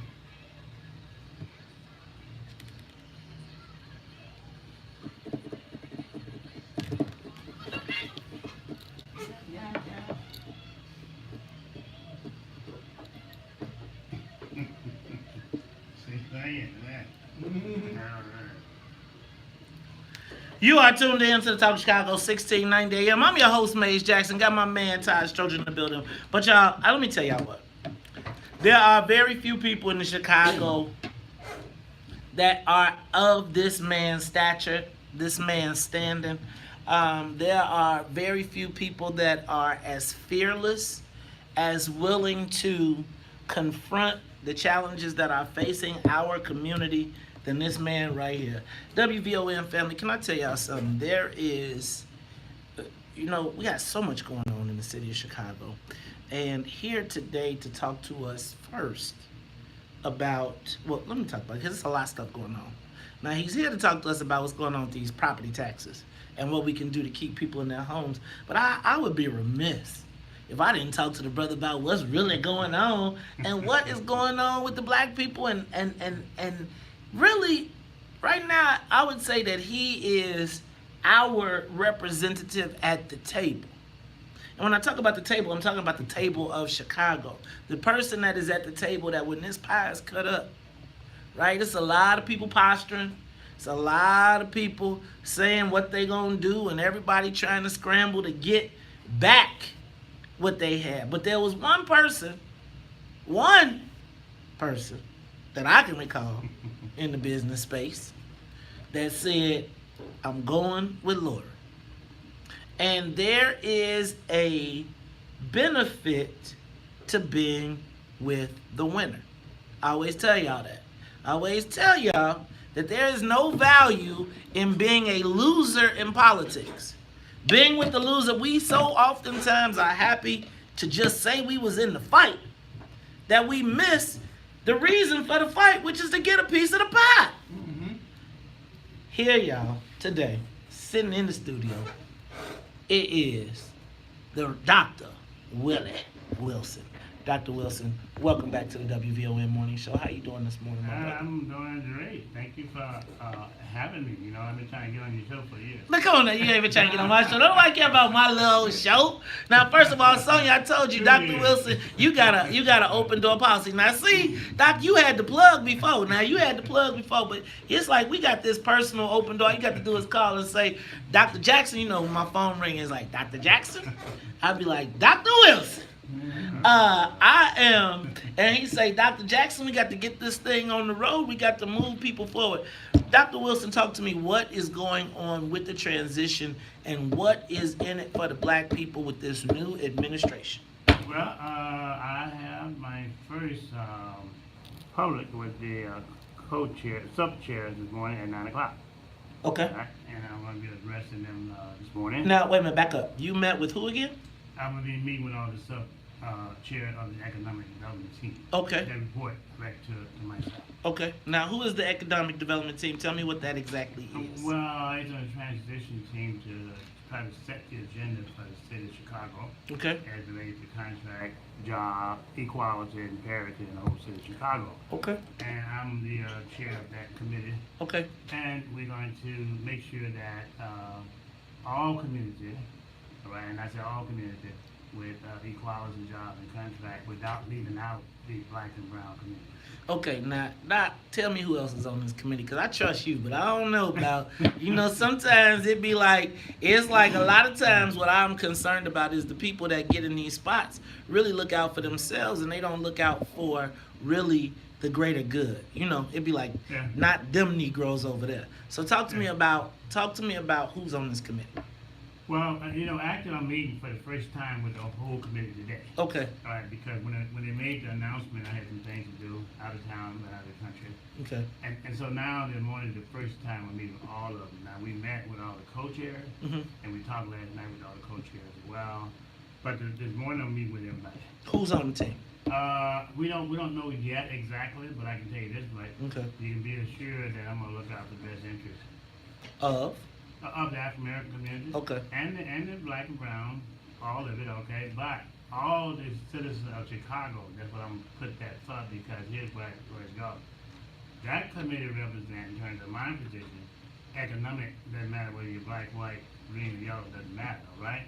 But my whole situation just here is that we're not going to leave out of the African American community or the people who deserve to have their fair share at the table.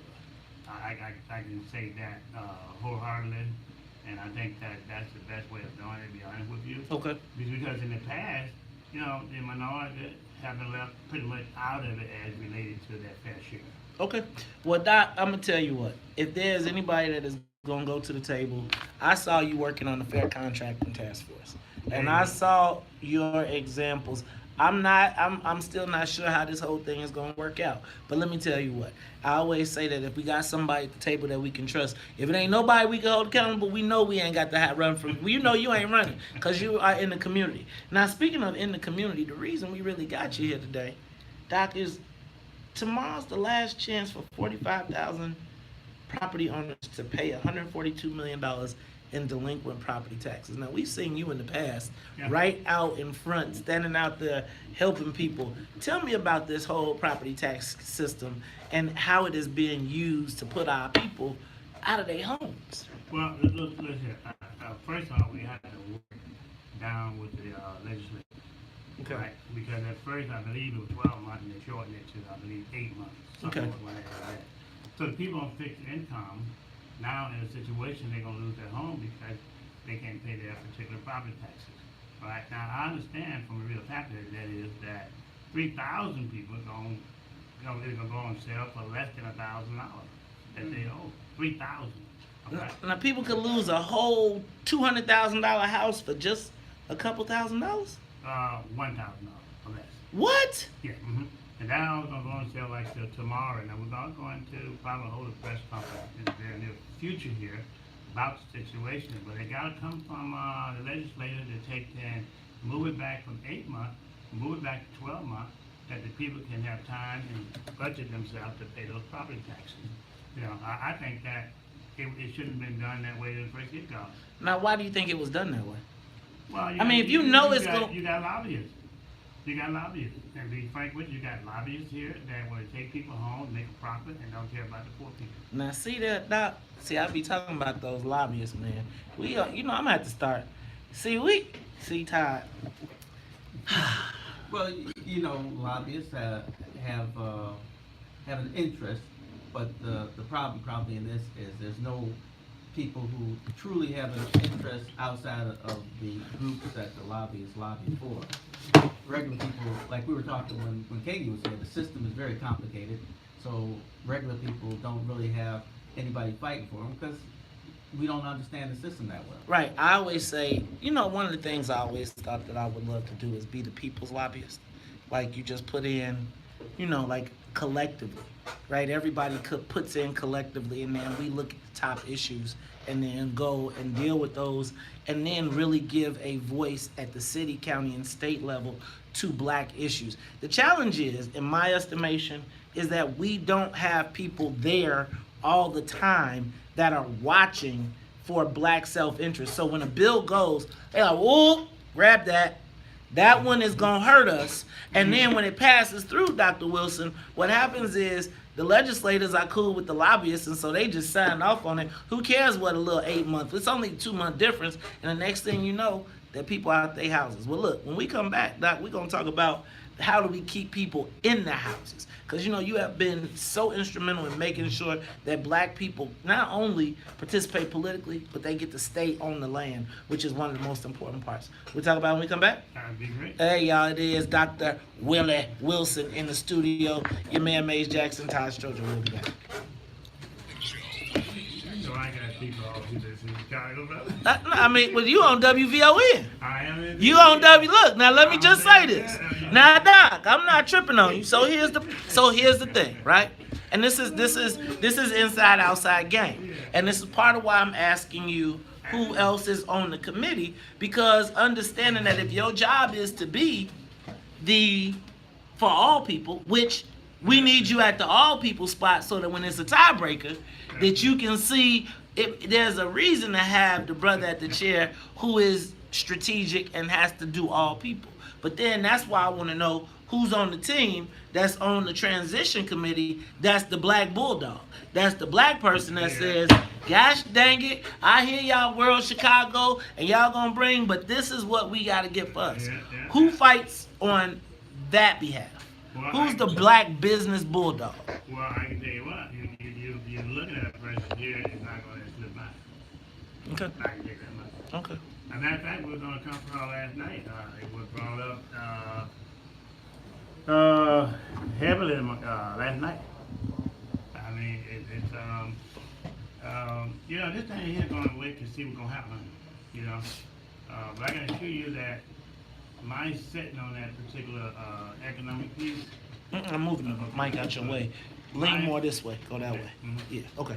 Mine sitting on that economic piece. I'm going to represent the African American men just like it should be represented, fair and equal.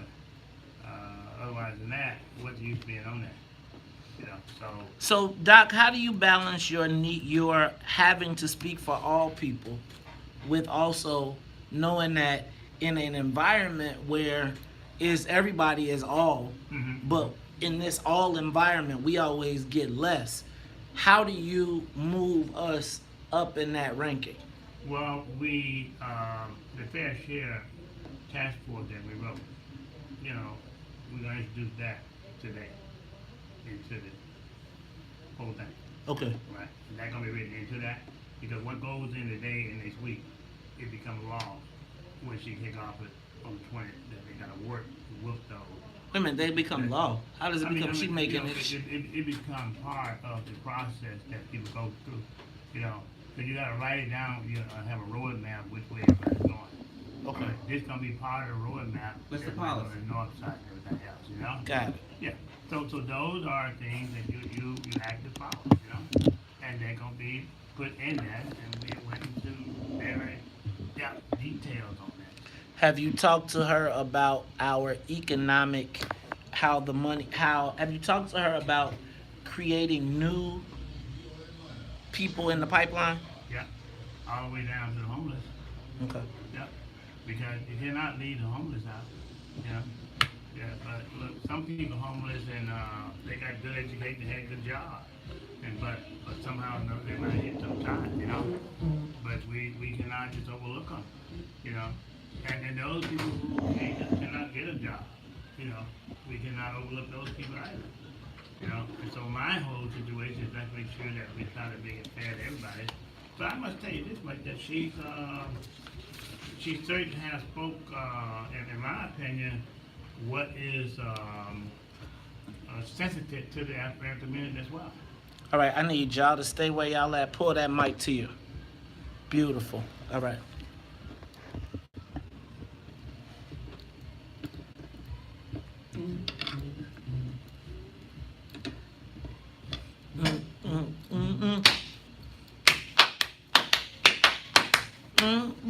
Every time I pray. Down to all these records. Oh, I'm amazed, you know.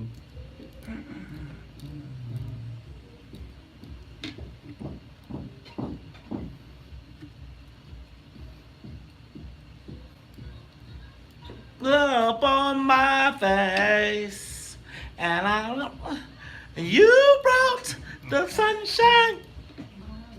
You brought the lifeline. You are the sunshine.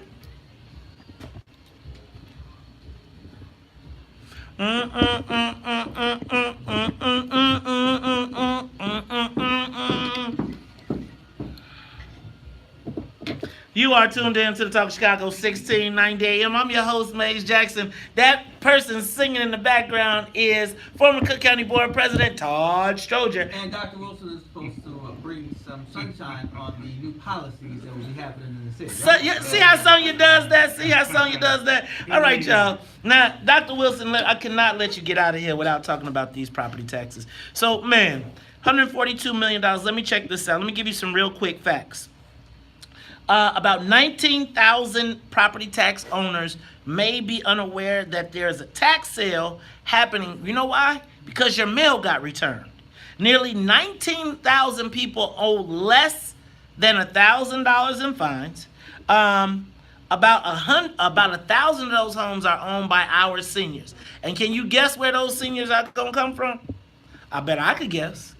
I bet I can guess they coming from black neighborhoods. So this is applying to you. And there's many 500. Some of you all who are scared of your tax bills might even have money waiting and may be able to get a rebate. Now, if you want to find out if you're on this list, go to cookcountytreasurer.com. Now, Doc, are you paying for people this year? We're always going to be involved with that. But one person cannot take care of the whole city of Chicago. I wholeheartedly agree. But so what has got to be done, this is a political issue that we're going to deal with. But the other side is too, let me say this too. There needs to be a PAC form, which I have done it as of yesterday, all right? To put money into the community for people who run for the office, going to represent the best interest of the community. Okay. Right? In order to work on this whole situation, somebody got to be a representative. A lot of senior citizens don't even have computers. You know, a lot of people who in their home, their mother or father might have left, might have passed away, don't even know the structure, how this tax thing work. And you know, they don't own their home, so we got to educate people as well. And what also winds up happening is a lot of times mom and daddy left the house to the next generation, Right. and the next generation doesn't necessarily take responsibility. So you got completely wholly owned homes that get taken away for pennies on the dollar. So your family, your parents. Remember I was talking about what do black people value yesterday? Right. Remember we was asking your home. It is your home. Without your home, that's your wealth. And so protect it.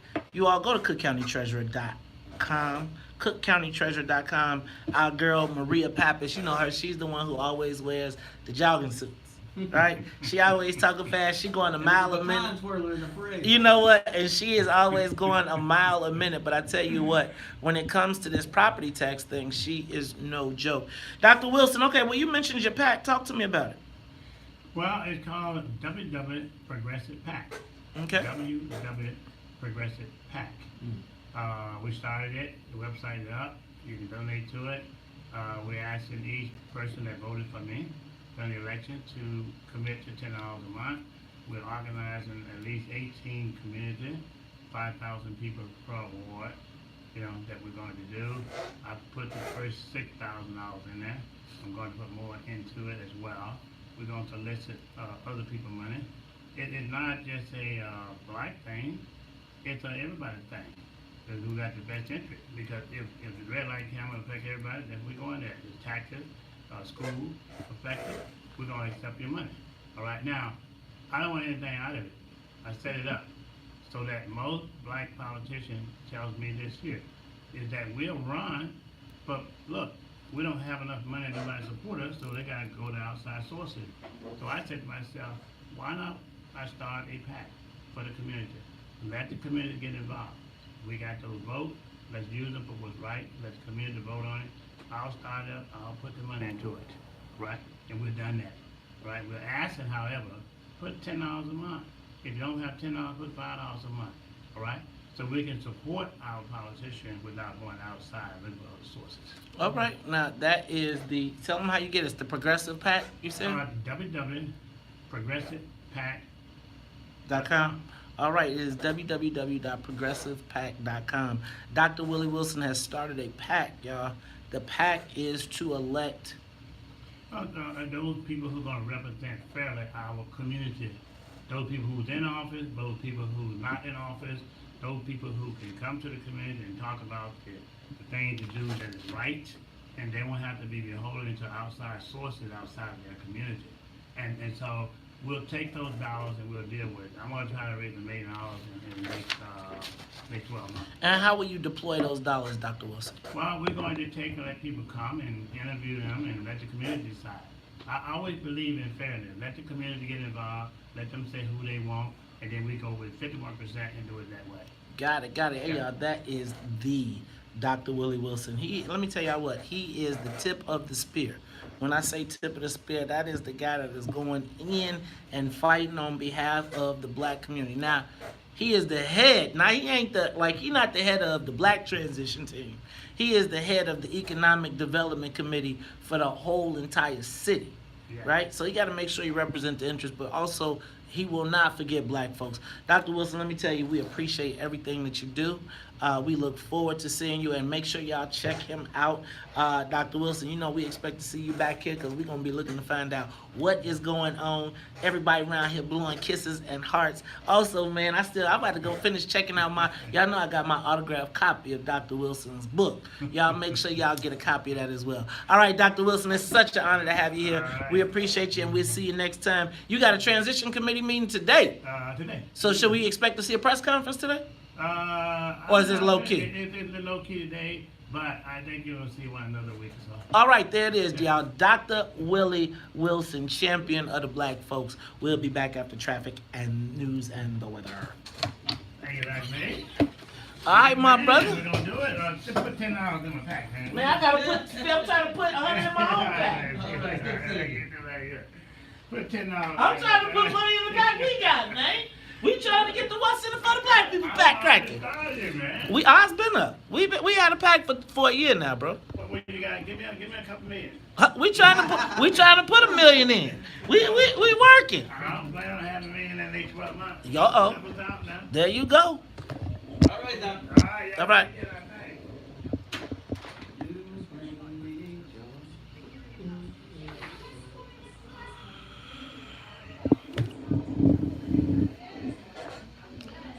My pack is black pack.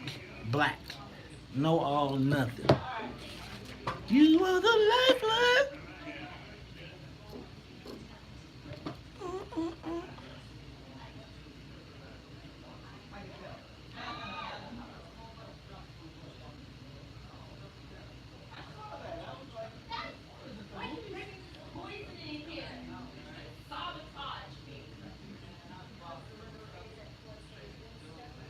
Take a moment, share the broadcast. Share the broadcast, share the broadcast, share the broadcast.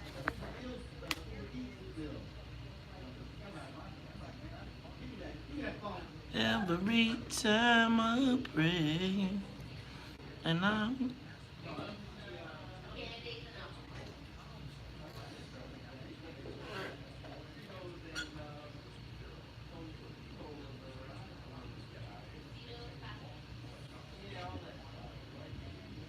so,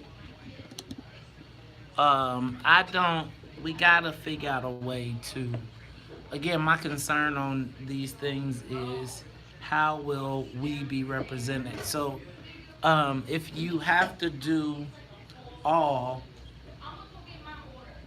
we have a divided conversation, right?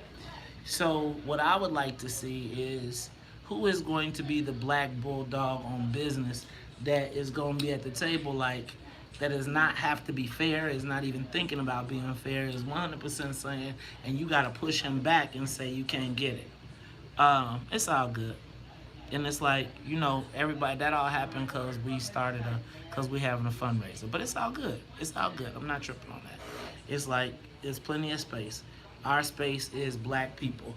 I'm not putting no money in to elect no Latinos. I'm not putting money in to empower Asians. They got plenty of money. But it's all good. And I'm not progressive. So that's just what it is. But I got much love for my brother. What up? What up, Tiger? What up, Randy? What up, Reby? What up, Robert Clark? What up, Ready Rock? What up, Nidra? What up, Brian Smith? Shout out to Alpha and Omega. Shout out to Alpha and Omega 111. 121. I'm sorry, 121. Shout out to Patrick Brutus. Shout out to Reby Ryan. What up, Jonathan Boston?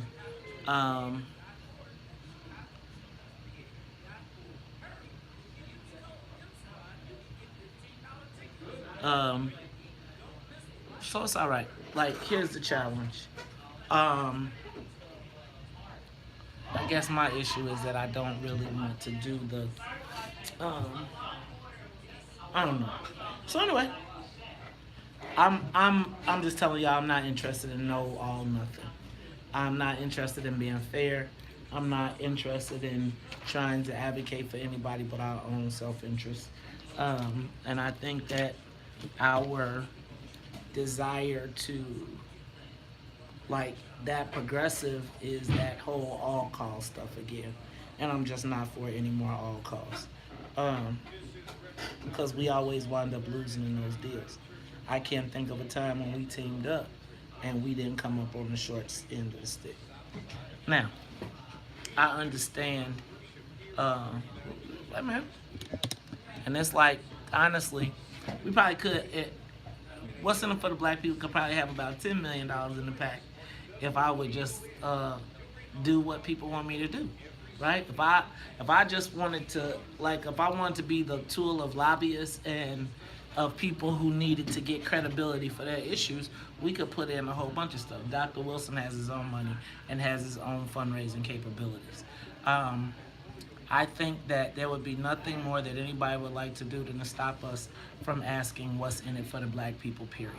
Right? If I can water down your message, no shade again, but I don't, what I was trying to get to, and I don't want to throw him under the bus, was who is, if you representing all people, who's representing black people? So that all people thing is the head of the party that told black people they needed to vote for what was right for everybody, whereas the black advocate was like, I want to know what's best for black people.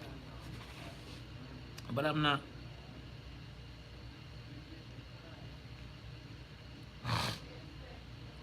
So, I'm not. I think we have different objectives. We have different goals. I'm not. That's why he's on the show. That's why I told him to promote his thing. I mean, I think I could have just been very simple, like, you don't talk about it. And I brought it up because there's a space for everybody, and I want to have allied organizations. But I'm clear. I'm so clear. I am not compromising. I want to talk about black issues. The thing that everybody in my whole life has told me is that you don't have to only be black. Everybody says, man, you're bigger than black. You're bigger than that. You're bigger than black. Can I be honest with y'all? I don't necessarily want to be bigger than black because I think that you could be huge being black. Huge. Huge. I don't want to have to talk about other people.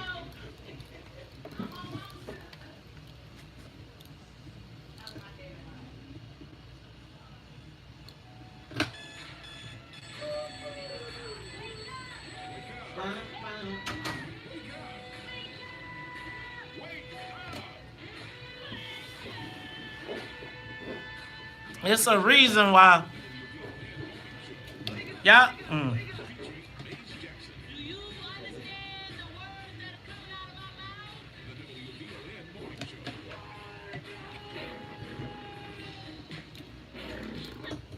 Look at you.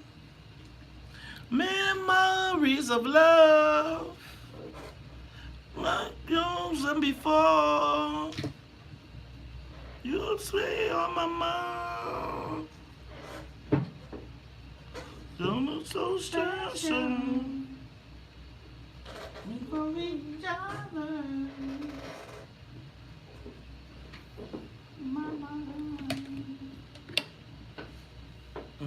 I don't have a problem with him being all of that, but there's gotta be a black, hardcore black, like no compromise. Sunday, Monday, Tuesday, Wednesday, Thursday, Friday, Saturday. It's Sunday, Monday, Tuesday, Wednesday, Thursday, Friday, Saturday. Sunday, Monday, Tuesday, Wednesday, Thursday, Friday, Saturday. Sunday, Monday, Tuesday, Wednesday, Thursday, Friday, Saturday. When I think about you, feelings can't explain why after all this time my heart still feels pain. When I look at you, memories of love like real one before.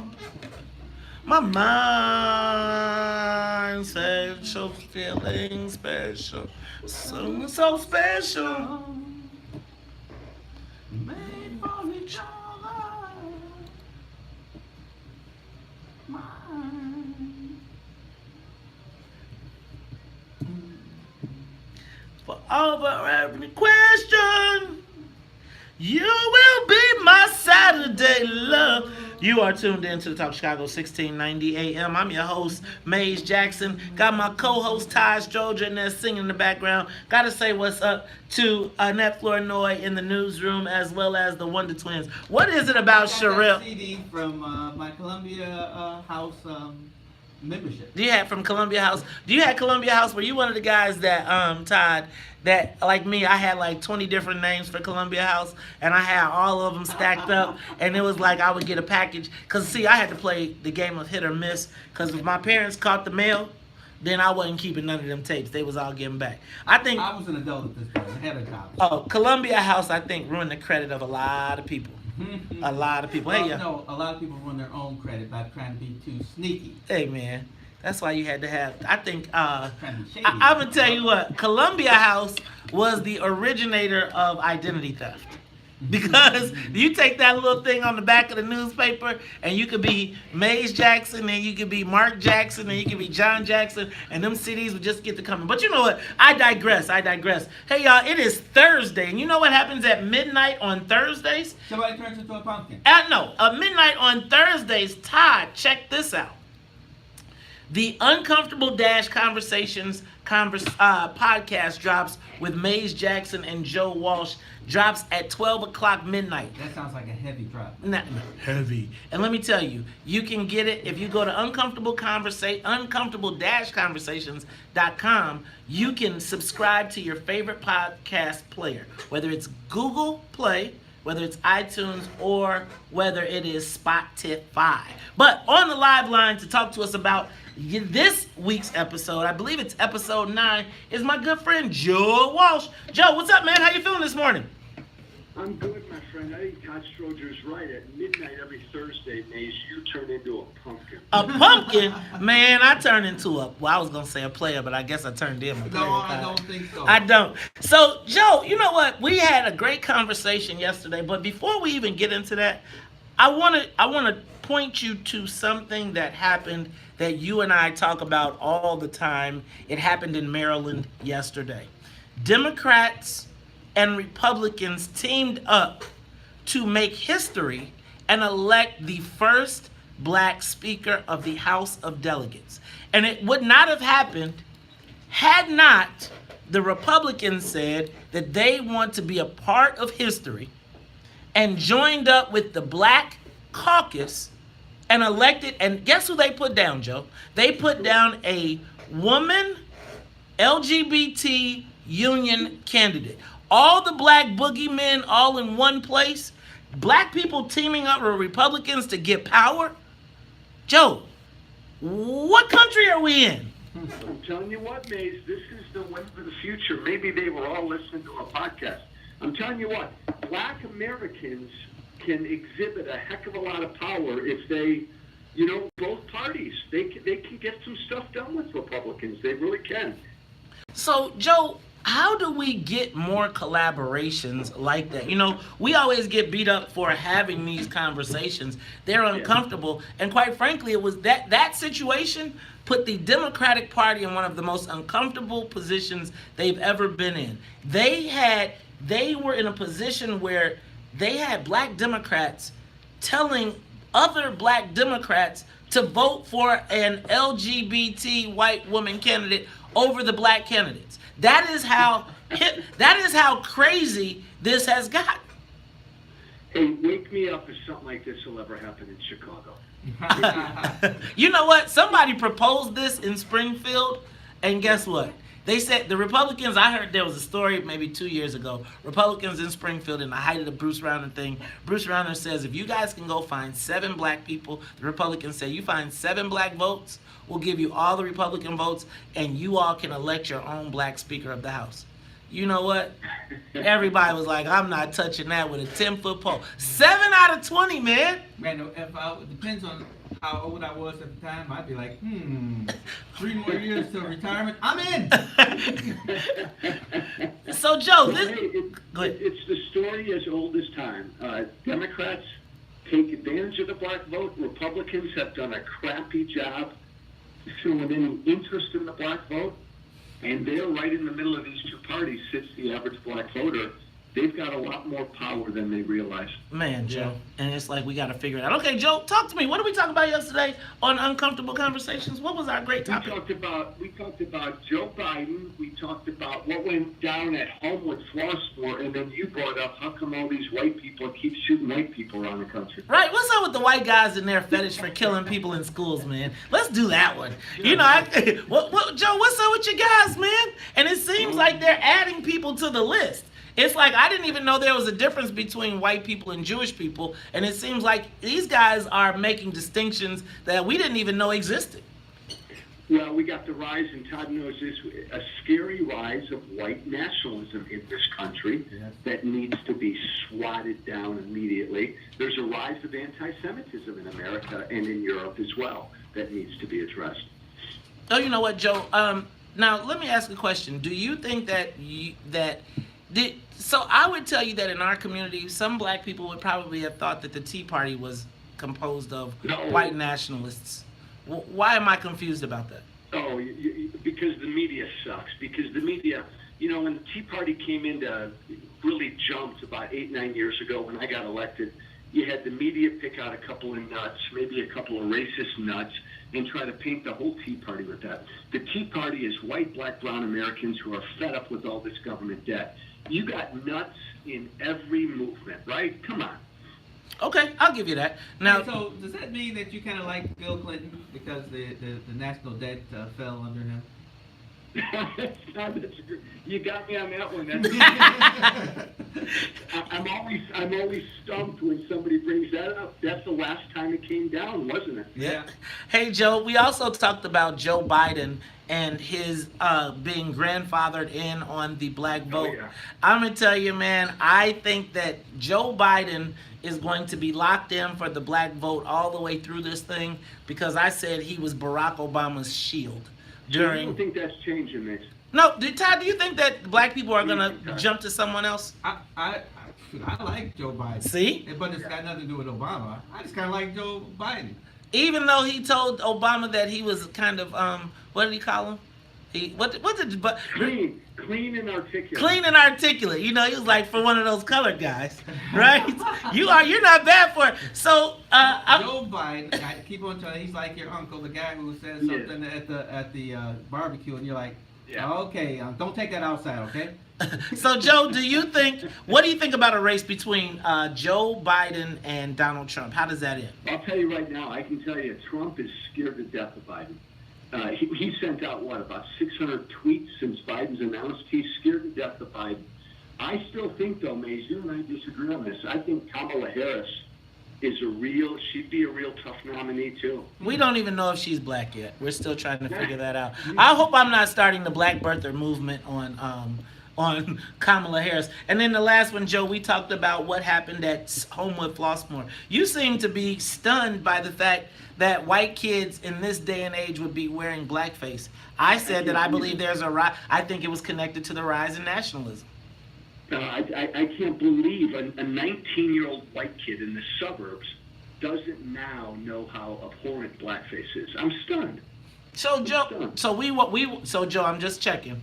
There's not going to be like a yearbook picture 5 years down the line that's going to pop up that Joe was at the party and he was at the barbecue at a frat party, and the next thing you know, he decided. We're not going to see any of those, are we, Joe? None of those. All right, Joe, it looks like we're running up. Brother, Mays, Todd, thank you, guys. Take care. Hey, man, Joe, tell them how they can catch you. AM 562 The Answer. Follow me on Twitter at Wall Street. Thank you, brother. All right, thank you, my brother. We'll be back after traffic and the weather. More of the morning show with Mays Jackson coming up.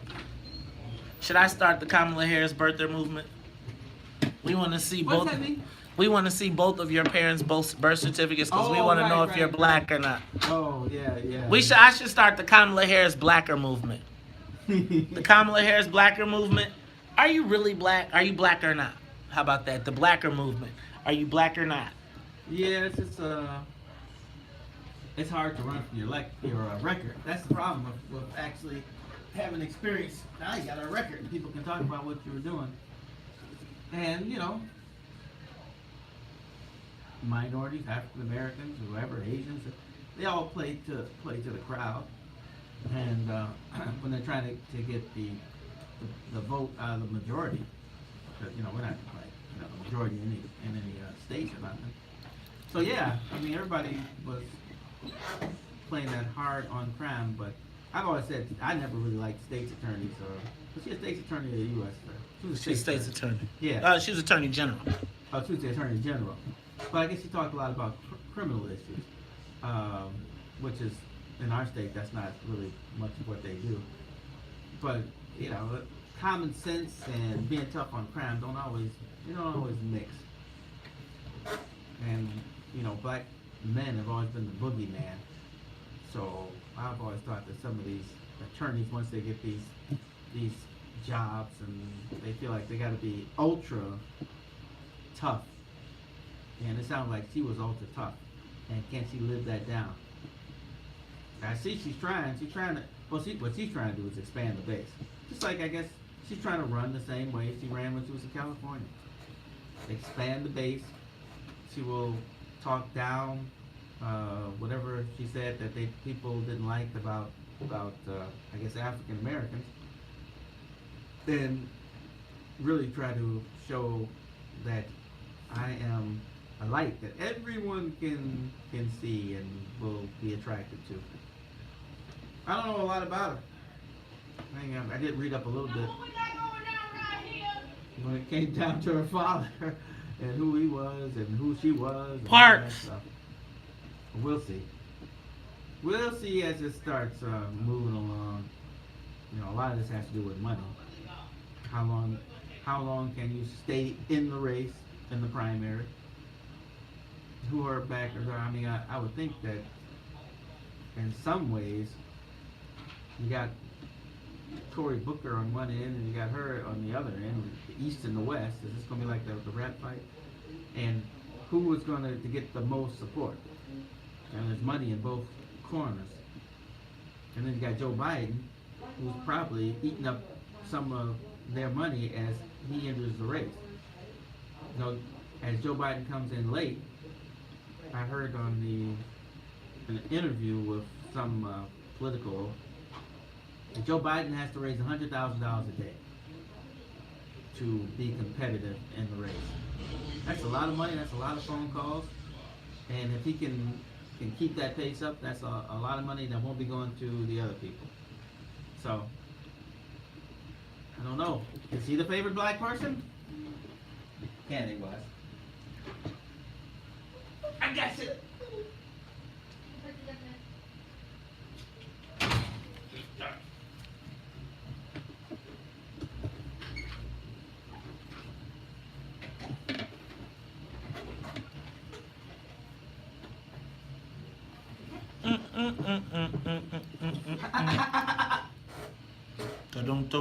Dum baby, I can't wait.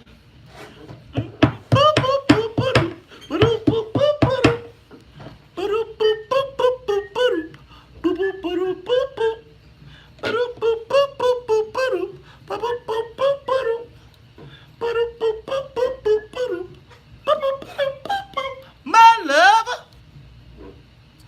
tell me what it's all about.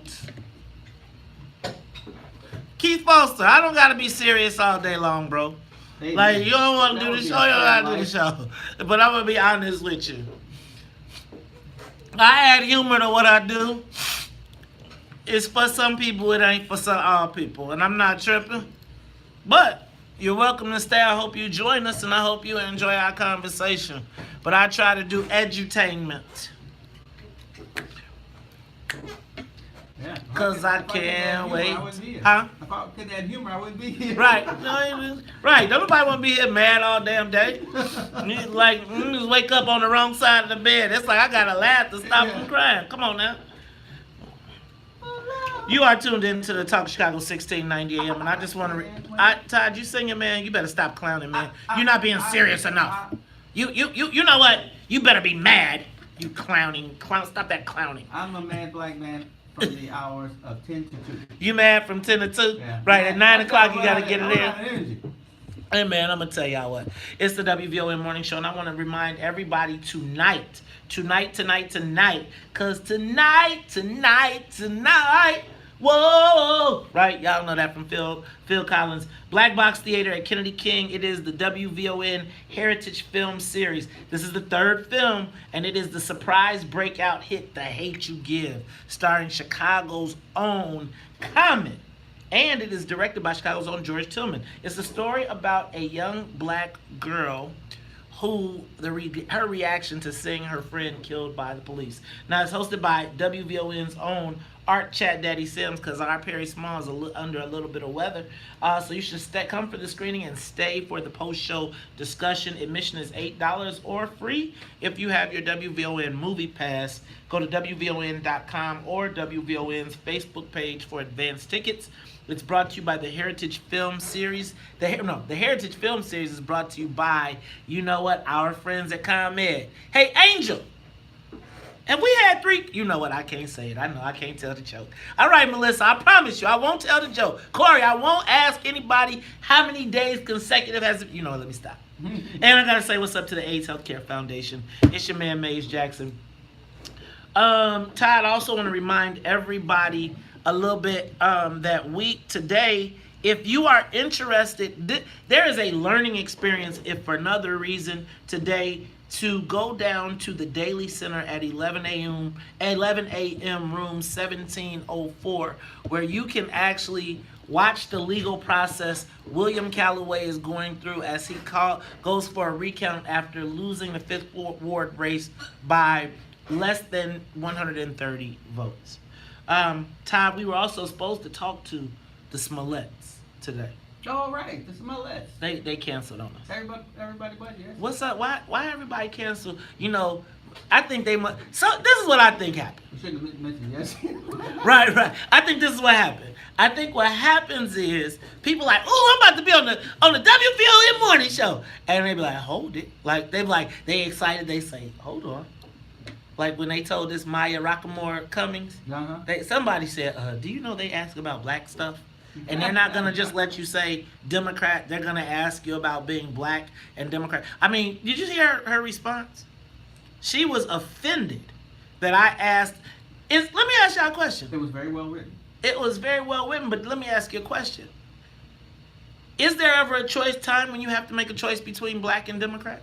Can you be both but have to choose? And which way is heavier? Because I'm going to tell you what, in the LGBT community that are Democrats, if you got to ask an LGBT person, an LGBT Democrat, what's first? I'm going to tell you, it's LGBT. If you ask an Asian American, an Asian Democrat, what's first?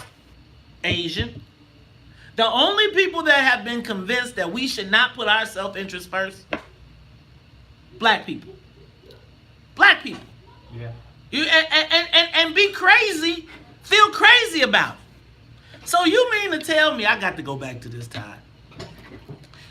So think about in the Speaker of the House. I mean, nothing happens without the Speaker of the House if you are trying to pass a law. Right. Black people could be in control of that. A black person threatens you for being able to count. Todd, how do we get to a point where we have given up our self-interest in the interest of the party? Because see, here's my thing with Maya Rockamore Cummings.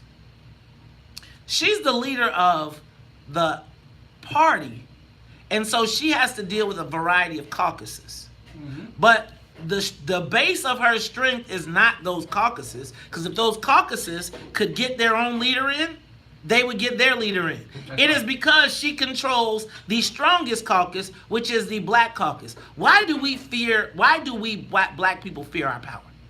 And I can tell you that when I was in the House, even when the Speaker was the chairman of the party, the senators looked at the Senate majority leader or the Senate minority leader or the Senate president. They weren't looking to hear what the party chairman had to say. This is contained within our House. Exactly. And I am a little bit frustrated. I'm going to tell you what. I wanted Maya Rockamore Cummings to come on the WVON morning show, really because I thought she could provide some insight as to the challenges that she has as the leader of the party. See, I'm trying to help y'all understand. And y'all want to hear what I wrote back to her? You want to hear what I wrote back to her? Because I wrote back to her because, she wrote that letter and I was feeling some kind of way, right? I was like, hold on now. I was like, sister, hold on, let me find my letter. Let me find my response. So I wrote to her, Dear Ms. Cummings, I'm sorry that you are canceling. We were really looking forward to having the discussion as we have been discussing the Maryland legislature. We try to educate the black community on politics, and while my opinion is that we should take the power and figure it out later, I do think that it's a great opportunity to explain the factors you have to take into consideration as the state party chair. If you are concerned about a setup, I can assure you it is not. I am super pro-black and provocative, but I also understand power dynamics. I sincerely hope you will reconsider and know that I will give you every opportunity to share your point of view. I did that with Tony Preckwinkle, see? Yes. This is an issue black people face regularly. Party loyalty versus self-interest, and we can learn from understanding both sides. Feel free to call me at beep, beep, beep, beep, beep, beep, beep, beep, beep, beep, if you would like to talk about it. Sincerely yours, Maze Jackson. She didn't write me back. I think this was a learning lesson, and it was great to see black folks come out on top. And I just thought that it was awesome that all of the boogeymen, all of the people that have threatened to punish us, because you know that the unions and the LGBT community and white women all went to Rockymore and were like, hey, check this out. If you can't get your Negroes together, we coming for you. That's what she got threatened. But what she got to recognize is she got the Speaker of the House now. So you got a bigger stick. Right. But see, we don't understand power dynamics. That's why I try to learn y'all on the WVON Morning Show. It's Talk Chicago. We'll be back after traffic and the weather.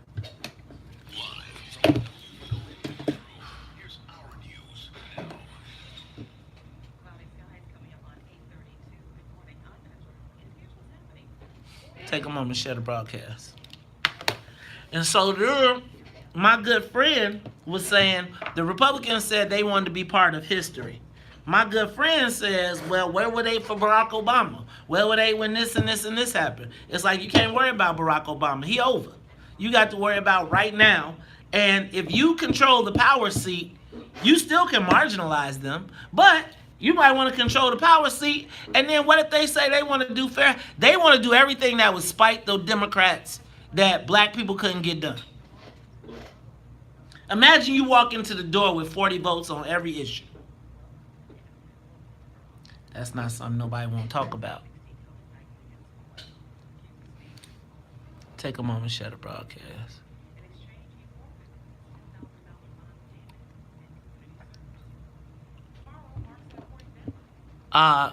Maya Rocky Moore Cummings is who she is on Facebook.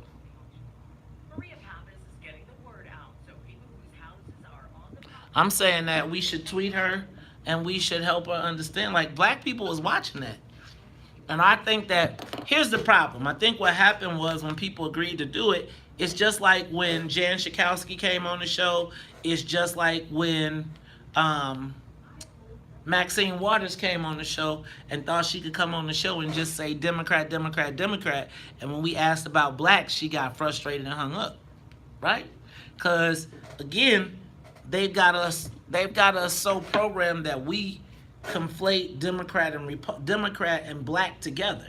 They assume, and white people assume that if you say Democrat, then black people, in a lot of cases, haven't shook Republican, but they're starting to recognize that just because you say Democrat don't mean that it worked. Todd, you got the camera.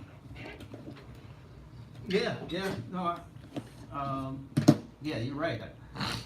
But it would have been nice, maybe we should have framed the discussion better for the party chairman. But it's really about her space and how she has to maneuver in her space, but maneuvering and not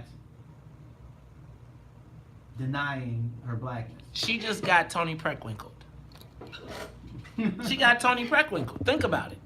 You think about this.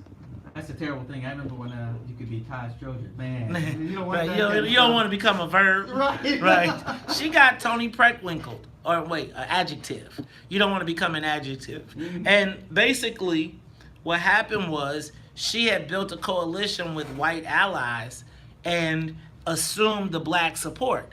And instead of being able to cultivate and go saying, sister girl, she went to the white tactic, which was, I'll whoop y'all ass.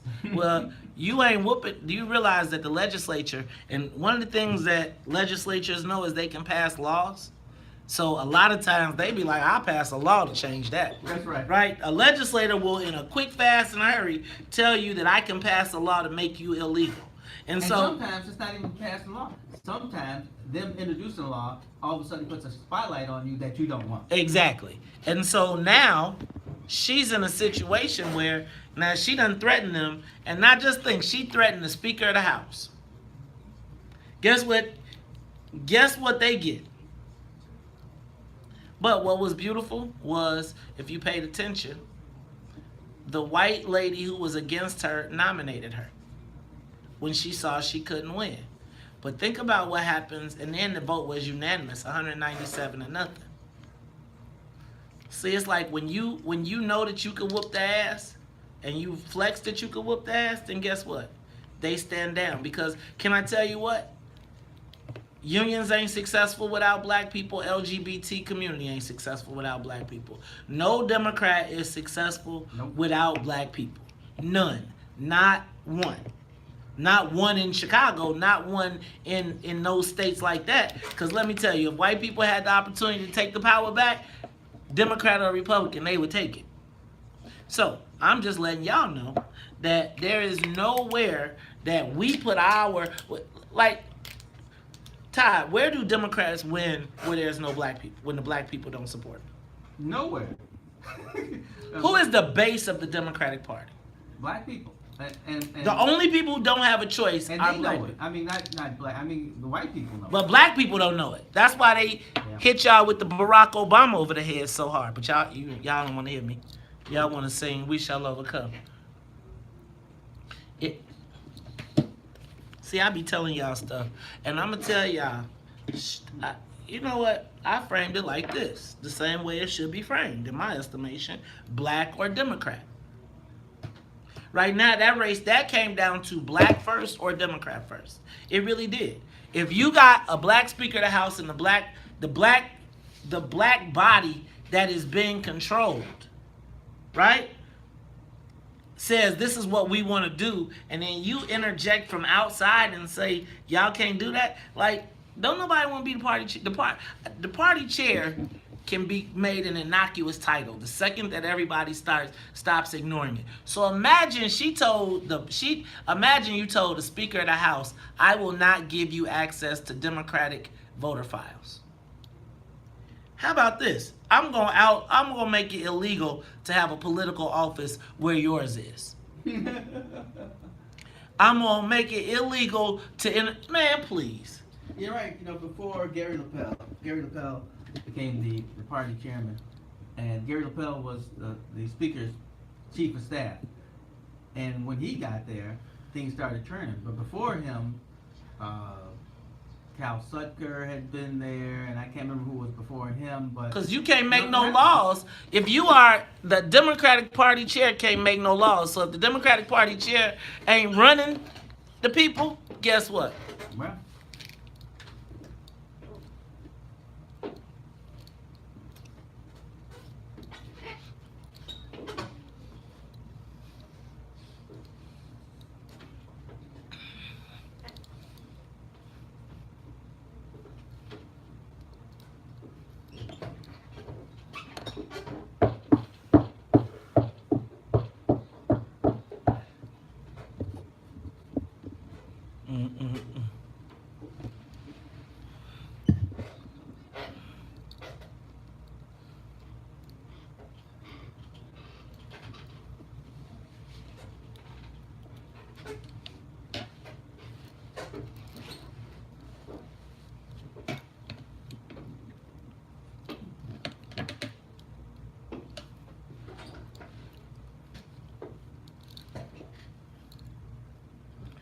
You are tuned in to the Talk Chicago 1690 AM. I'm your host, Mace Jackson. Got my man Todd Stroger in the building. Hey, Todd. You know what? I was reading the story. Let me back up. So, Todd, I grew up in Bolingbrook. And Mighty Bolingbrook? Mighty Bolingbrook. Shout out to the Bolingbrook Raiders. Shout out to everybody out in Bolingbrook. Shout out to Mayor Claire. Shout out to Miss Benford. Shout out to, good Lord. My names are all going away from me right now. My short-term memory is gone. But Ty, I remember growing up in Bolingbrook, and I don't really ever remember playing in the park very often.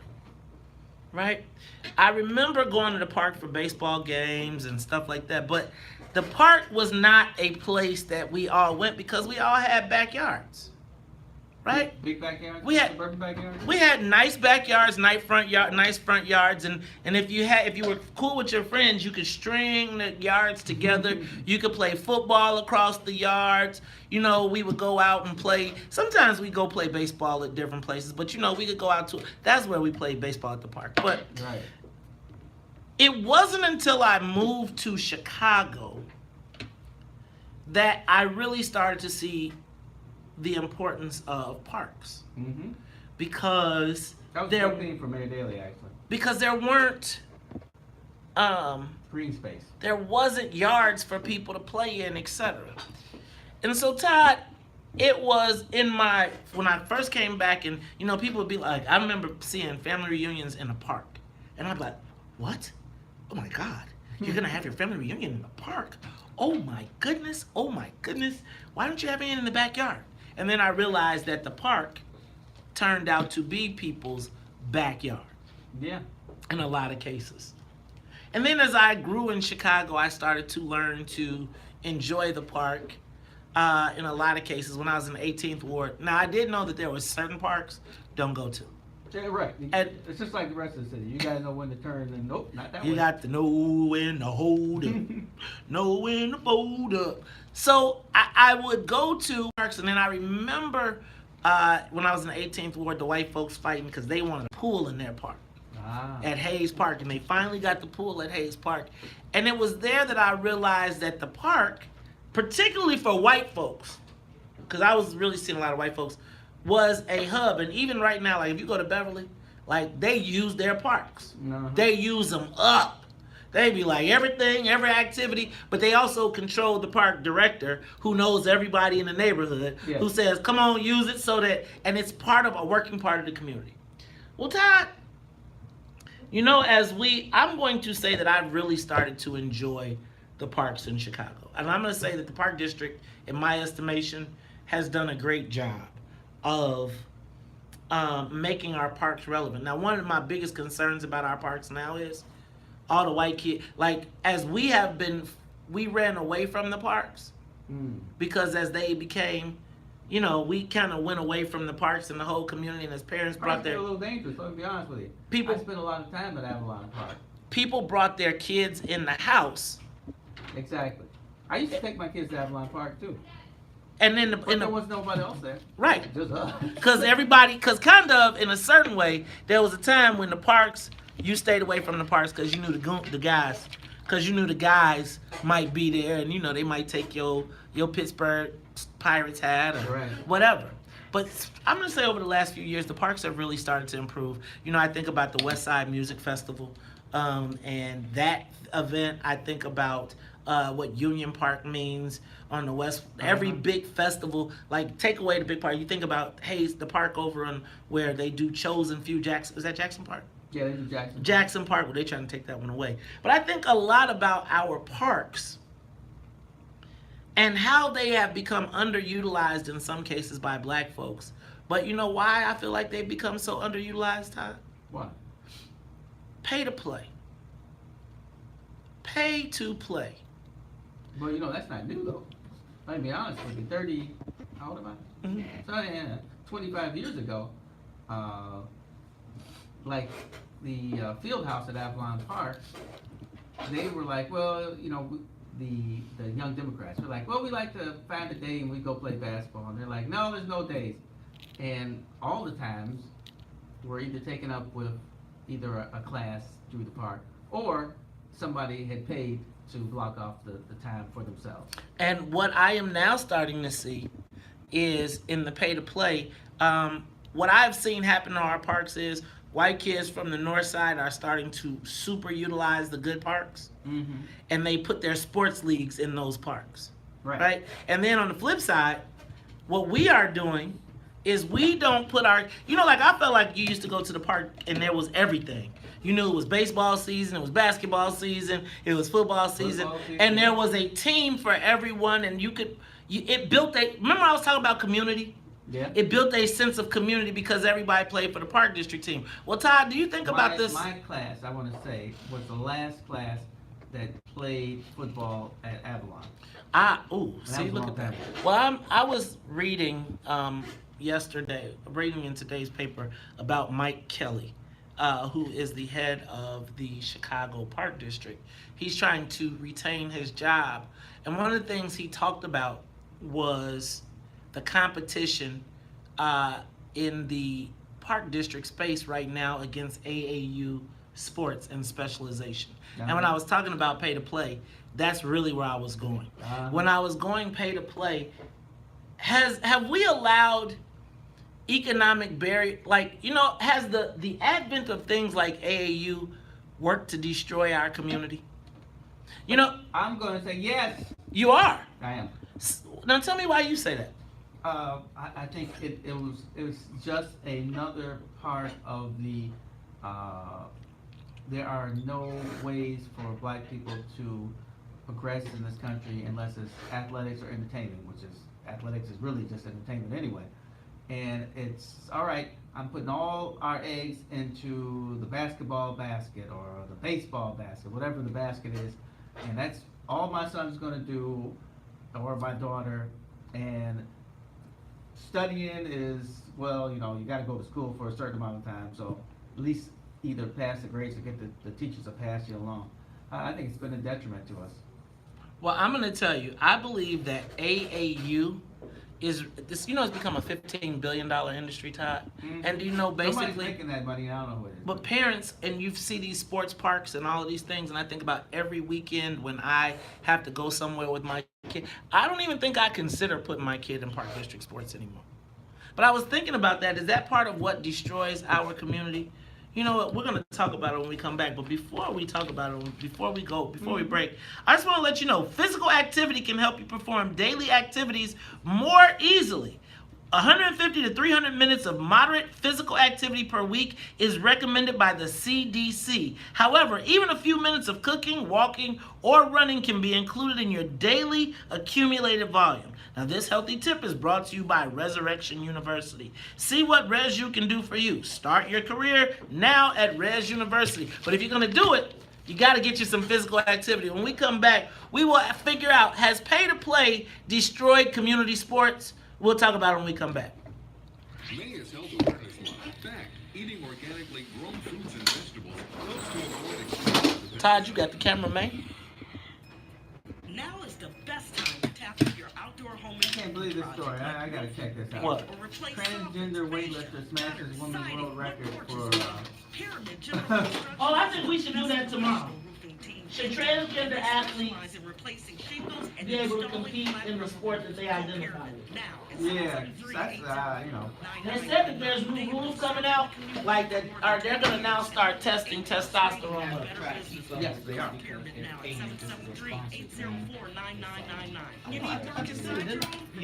I didn't tell you the exact time we're supposed to do it. Call 773-804-9999. Pyramid is offering senior citizen discount at 0% interest to qualified customers on all home improvement loans when you mention. Todd, you got the camera. Yeah, that would be a great topic though, because you're right, Mace. There's a runner. I think she runs for 400, and she naturally has high testosterone levels, and the whatever, I don't know which committee it is, are forcing her to take medication to lower her testosterone, or she will not be able to compete. So I think that's kind of interesting. I think that's fair though. I mean, I think like if there's a reason why it's women's sports and men's sports. And oh no, but this is natural. So she's just a woman who happens to have high testosterone. You know what that word is. So, but I mean that doesn't mean you don't still have your opinion on that. but hey, that's got to be tough for a woman. But that transgender thing, I'm all like, what? Shoot. And even though, man, I knew some tough women. I played some basketball with some tough women. Holy moly. If you playing basketball with women, they 9 times out of 10.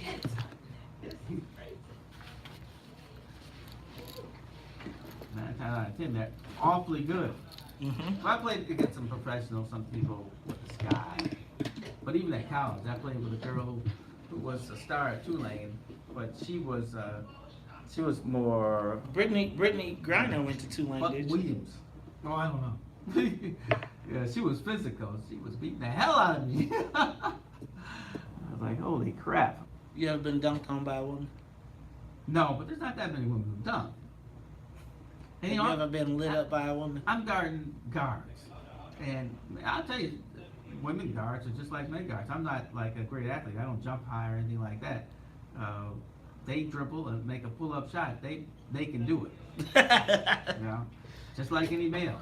The only difference between men and women is that men, of course, can run faster and jump higher. But other than that, skill-wise, they got handles, they got pull-up jumpers. Shoot.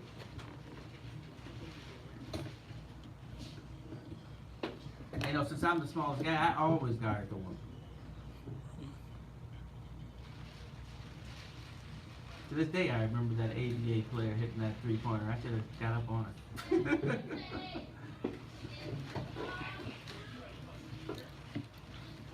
Get that door with you. I wasn't thinking of this one. I was thinking Chicago.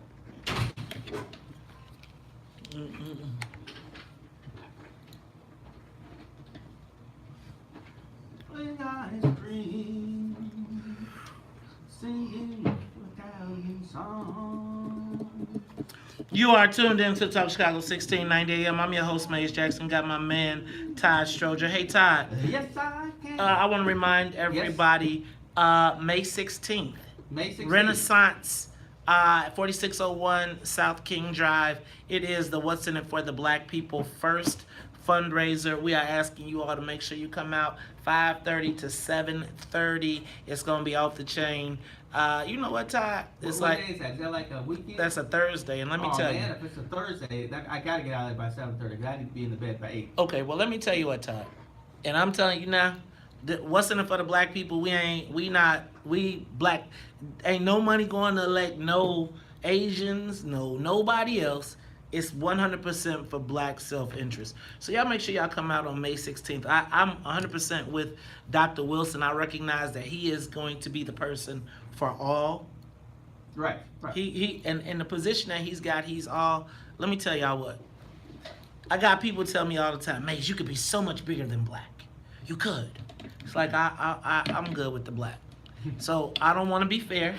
I'm not looking for nobody that's looking to be fair.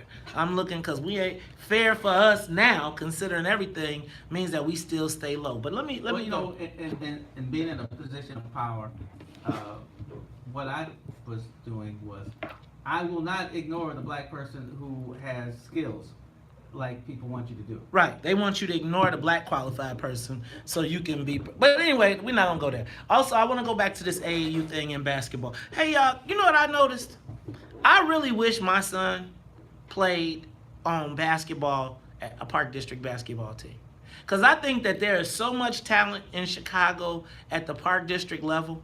Yeah. That kids that can't afford to pay $500, $700 a quarter for basketball, and they could get better. And I really wish that we had a time where there was a baseball season, a basketball season, a football season, a track season, and you could go to your park district and do that. But one of the things that I've really recognized is, like, have you ever gone to one of these AAU things? No, I haven't. I probably should one day. Todd, well, when you go I've to seen them in specials. Well, let me tell you, when you go to an AAU, so your kid now doesn't say, I want to play with my guys from the neighborhood. They say, now I want to play with the world team, and I want to play with this team of collective people from all over because we want to win the championship. And then you got what I feel like happens in AAU is they say, shoot the rock, man. This your chance to be a star, right? And it teaches more individualism. Right. As compared to, right, it's like the team. So, like, you can't be a point guard and want to pass because you ain't going to never make it in AAU. That's exactly what my barber's son complained about when I was sitting in the chair and he came in and he had just had like an AAU game. He was complaining about that because he was the point guard. He didn't take a shot, or maybe took 2 shots, and then they were like, well, hell, he ain't no good. He didn't score enough.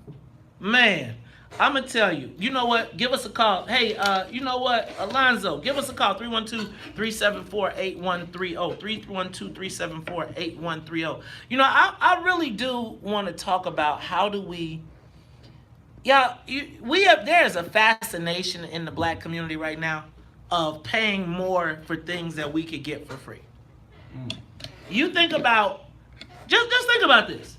When the Chicago AAU teams show up to these tournaments, where let me tell you what the parking lot look like. The parking lot, the AAU tournaments are built like prisons. Why? Because they're in these remote towns that have nothing going for them but the AAU and then the business that is around it. So they start these tournaments all weekend, right? And you show up, the parents got to eat the food, stay at the hotel, and by the time you're through with AAU, you are now spending $1,000 a weekend trying to give your kid a chance on learning just how to be a good... I don't think my kid's going to the league, but I want him to learn team sports and I want him to build that sense of community. You know what? On the live line is my man, Alonzo Williams. He is, you know what? Let me tell y'all what. If you ever got a problem at the Park District, it is a brother that comes out of the blue in a cape and lands and fixes it. It is this brother right here. It is Alonzo Williams. Alonzo, what's going on, man? There's so much going on at the parks. Can you tell me about this competition between AAU and parks and what you all are doing to keep our kids in the parks? Okay, so, brother, let me just make one small correction. Okay. So we still have multiple Park District leagues and programs. We have a program called Inner City Baseball, Basketball, and our wonderful Junior Bear football programs that are all totally free. You pay for no phase of those programs. And most of those programs are on the south and west sides of Chicago. Man, let me tell you what, Zoe. And you got to come on the show and you got to tell us about all of that. You and Mike got to come down here and you got to tell us about all the free opportunities so we don't have these stories of our kids being treated and called animals, etc. Got it. So all we need is a little time to plan that, brother. So definitely probably next week, myself and Mike will you invite us out. We'll definitely be happy to come out. All right. So Alonzo, man, let me tell you what. I want to just give you and Mike Kelly a shout out on some of the great things that you all have been doing in the parks and really making them accessible to the community. I think we got to do a better job, we do, here at the station, of making sure that our young people know that they can take advantage of those opportunities. Because I'm going to tell you, man, these kids are looking for things to do. Let me tell you, you open up a gym and it's full. You are open up and it's full. So Alonzo, look, I'm going to have Sonia follow up with you and we're going to have you and Mike Kelly come on and talk about all the great things that we can do this summer. Let me go to Marlo. Marlo, you real quick. You got 30 seconds. Oh, yeah, I just want to say right quick, you know, this whole AAU thing and all of that, this is nothing more than the continued exploitation of black bodies and minds. So the NCAA does the exact same thing, right? Man, you are 100%. Marlo, you 100%. Let me go to Brother Ball. Brother Ball, you got the last word. AAUs, man, they were spectacles. When I was in it, I played at the IIT. And my main thing was I got to play. Oh, man. The IIT tournament, man. Y'all remember IIT? When you got to play. It's like, it seems like we feel like it's better that the talent is right here in Chicago. I don't think there's more NBA players than out of Chicago. I think we the best balling city in the world. But it seems to me like we feel like we got to pay somebody else to be valid. And you know what? This AAU is making white towns rich off of black money once again. Look, for Annette Flournoy in the newsroom, for Sonia Escobar and Sonia Tompkins, they are the Wonder Twins. For my co-host, Ty Stroger, I am the host of the WVON Morning Show, Maze Jackson. And if you don't like it, you can still tell them. You know what you can tell them? Maze said, we out of here. Peace. The talk of Chicago and the voice of the nation. They be rushing me. Y'all good? Take a moment, share the broadcast. Didn't get a chance to talk to Alonzo. Huh? Okay. You wanna just tell how you wanna do it to connect with I'll just send him I'll send you his number. And then you Get can, my thing about Dr. Rachel. yeah. I mean, it's good. We just gotta come up with something better. So Use the we twins. actually have, What about the twins? The black doctor twins. Are there any other black celebrity doctors